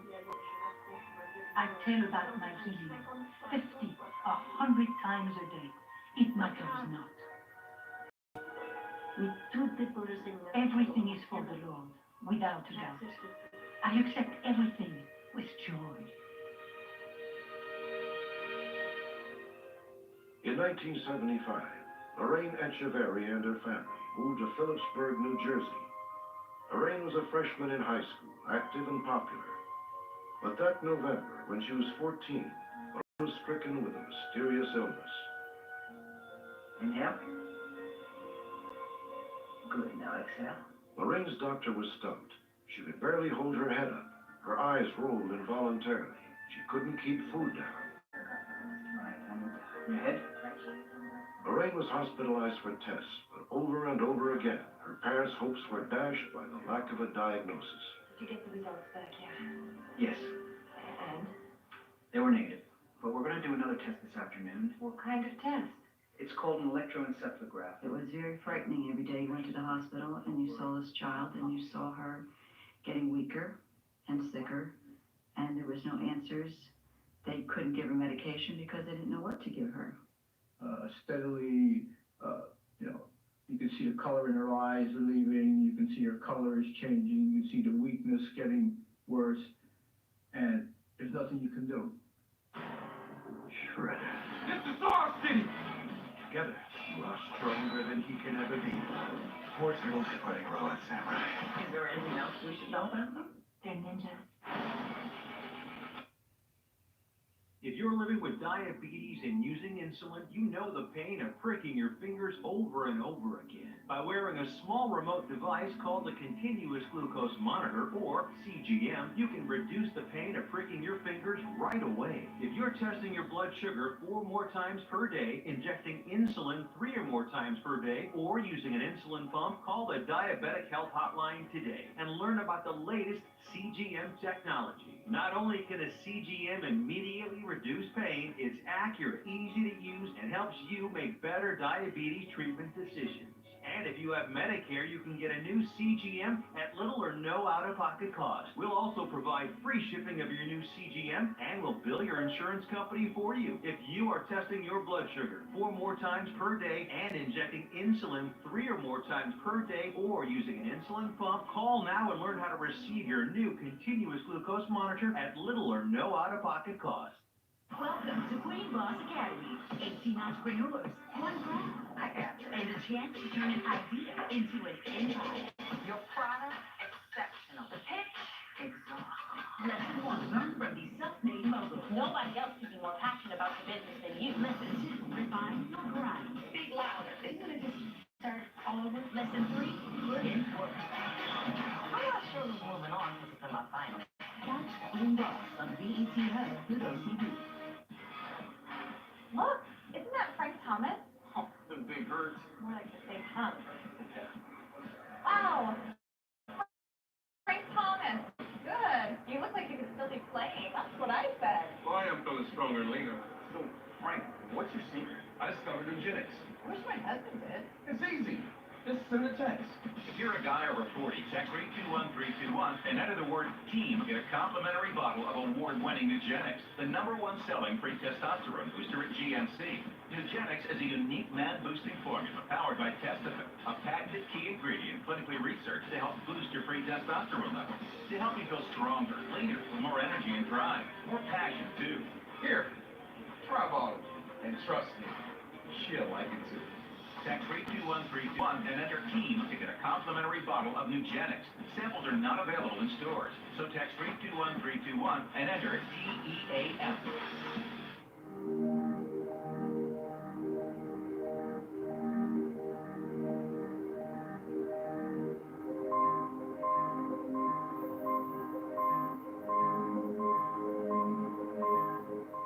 Another test. Maybe this one will give us the answer. When all else failed, the psychiatrist examined Lorraine. He, too, was at a loss for answers. Finally, Lorraine's parents talked to a friend who reminded them about the baths at Lourdes. On March 15, 1976, Lorraine made the pilgrimage to Lourdes, accompanied by her parents and grandmother. Daddy, Daddy, Daddy, Daddy. According to Lorraine's parents, her kidneys had begun to fail. The rigors of the trip left her weaker than ever.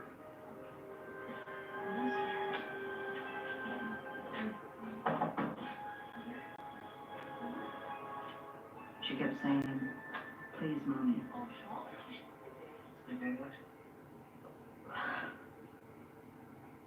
I felt I was doing something to this child, and I should have stayed in the States.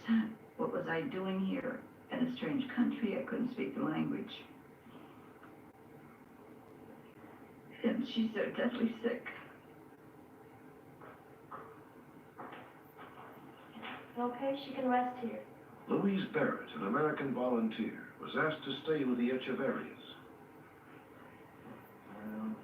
She suggested that Lorraine's family take some time alone, while Lorraine waited to visit the baths. You look tired. Why don't you go for a walk or take a rest or something? No, no need to worry. She'll be fine now. She'll be fine here. It's okay. Well, this family absolutely needed some help.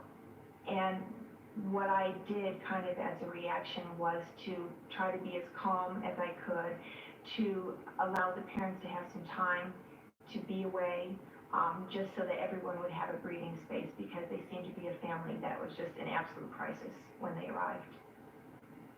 I think at that point, death looked like a welcome relief to me. I would have accepted it, and I guess I felt it was very near. I'll be right here, okay? Lorraine began to drift in and out of sleep. She says she had a dream, a vision, which made her feel that everything would be all right. The Lord is my shepherd. I shall not want. In verdant pastures, he gives me repose. Within seconds, the next thing I knew, I was standing next to my body. And I was walking with a beautiful woman. I never saw her face. I don't know who it was. I just remember we were walking about 4 or 5 feet above the ground. I remember her saying to me, "You must go back now." And I said, I don't want to go back. That body is dying. And she said, "Yes, you must go back to prove to others he still exists today." And I remember putting my head down, and then I was back in the room, and I was back in my body, and I opened up my eyes. And my mom was standing over me, and we proceeded to get ready to go down to the baths at that time.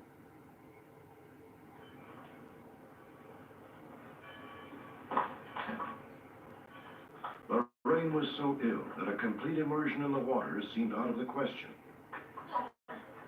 Even though church officials at Lourdes say it never happens, Lorraine's best recollection was the attendants poured water over her head.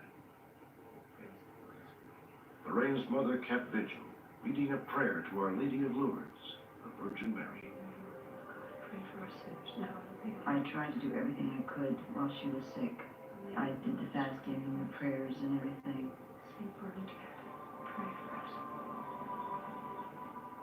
I could actually physically feel a release within myself in my chest area that I didn't even know the tightness existed until that moment.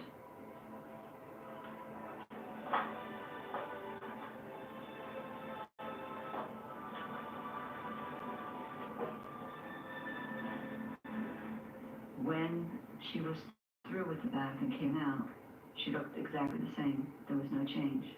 I did not expect that she would be healed or cured. I expected that perhaps her family would receive some consolation, that perhaps they would receive strength to make it through whatever they had to go through. That evening, Lorraine's grandmother spent the night in Lorraine's room, hoping against hope that her granddaughter's condition would improve. I never stirred, I never moved, and I was asleep before you know it.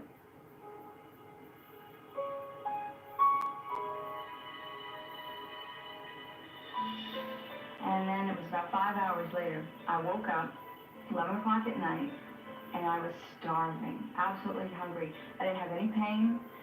I just felt like, I felt terrific. I could fly if I needed to. I got up out of bed, I looked at myself in the mirror, and I was me again.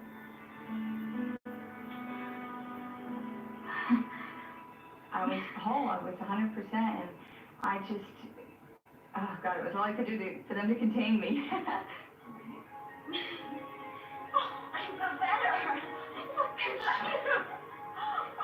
Her eyes, they were beautiful. The color was in the face.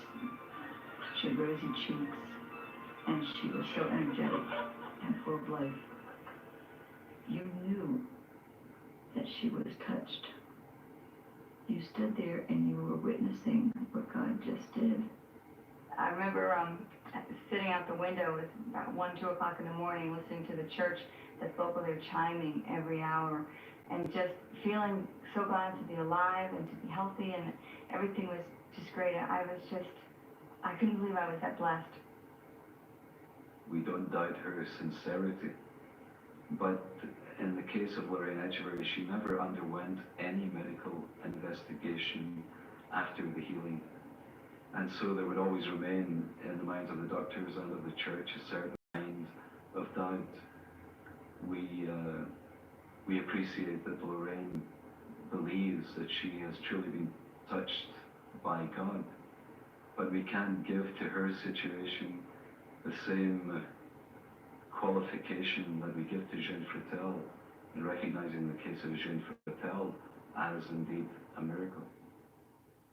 I believe that I was healed at Lourdes and that it is a miracle, and I believe with every ounce within me, Lourdes is a part of me now. It is my life, and there is no doubt whatsoever that I was touched and that I was healed. Wingstop? Absolutely. Hey, bud, do you want anything? You want it too. Everyone's going boneless, and when the craving hits, Wingstop delivers. Get free delivery for a limited time at wingstop.com. Be our guest. Be our guest. Put our service to the test. I am so excited to be hosting a truly magical event. Today's biggest stars sing your favorite Disney songs from home.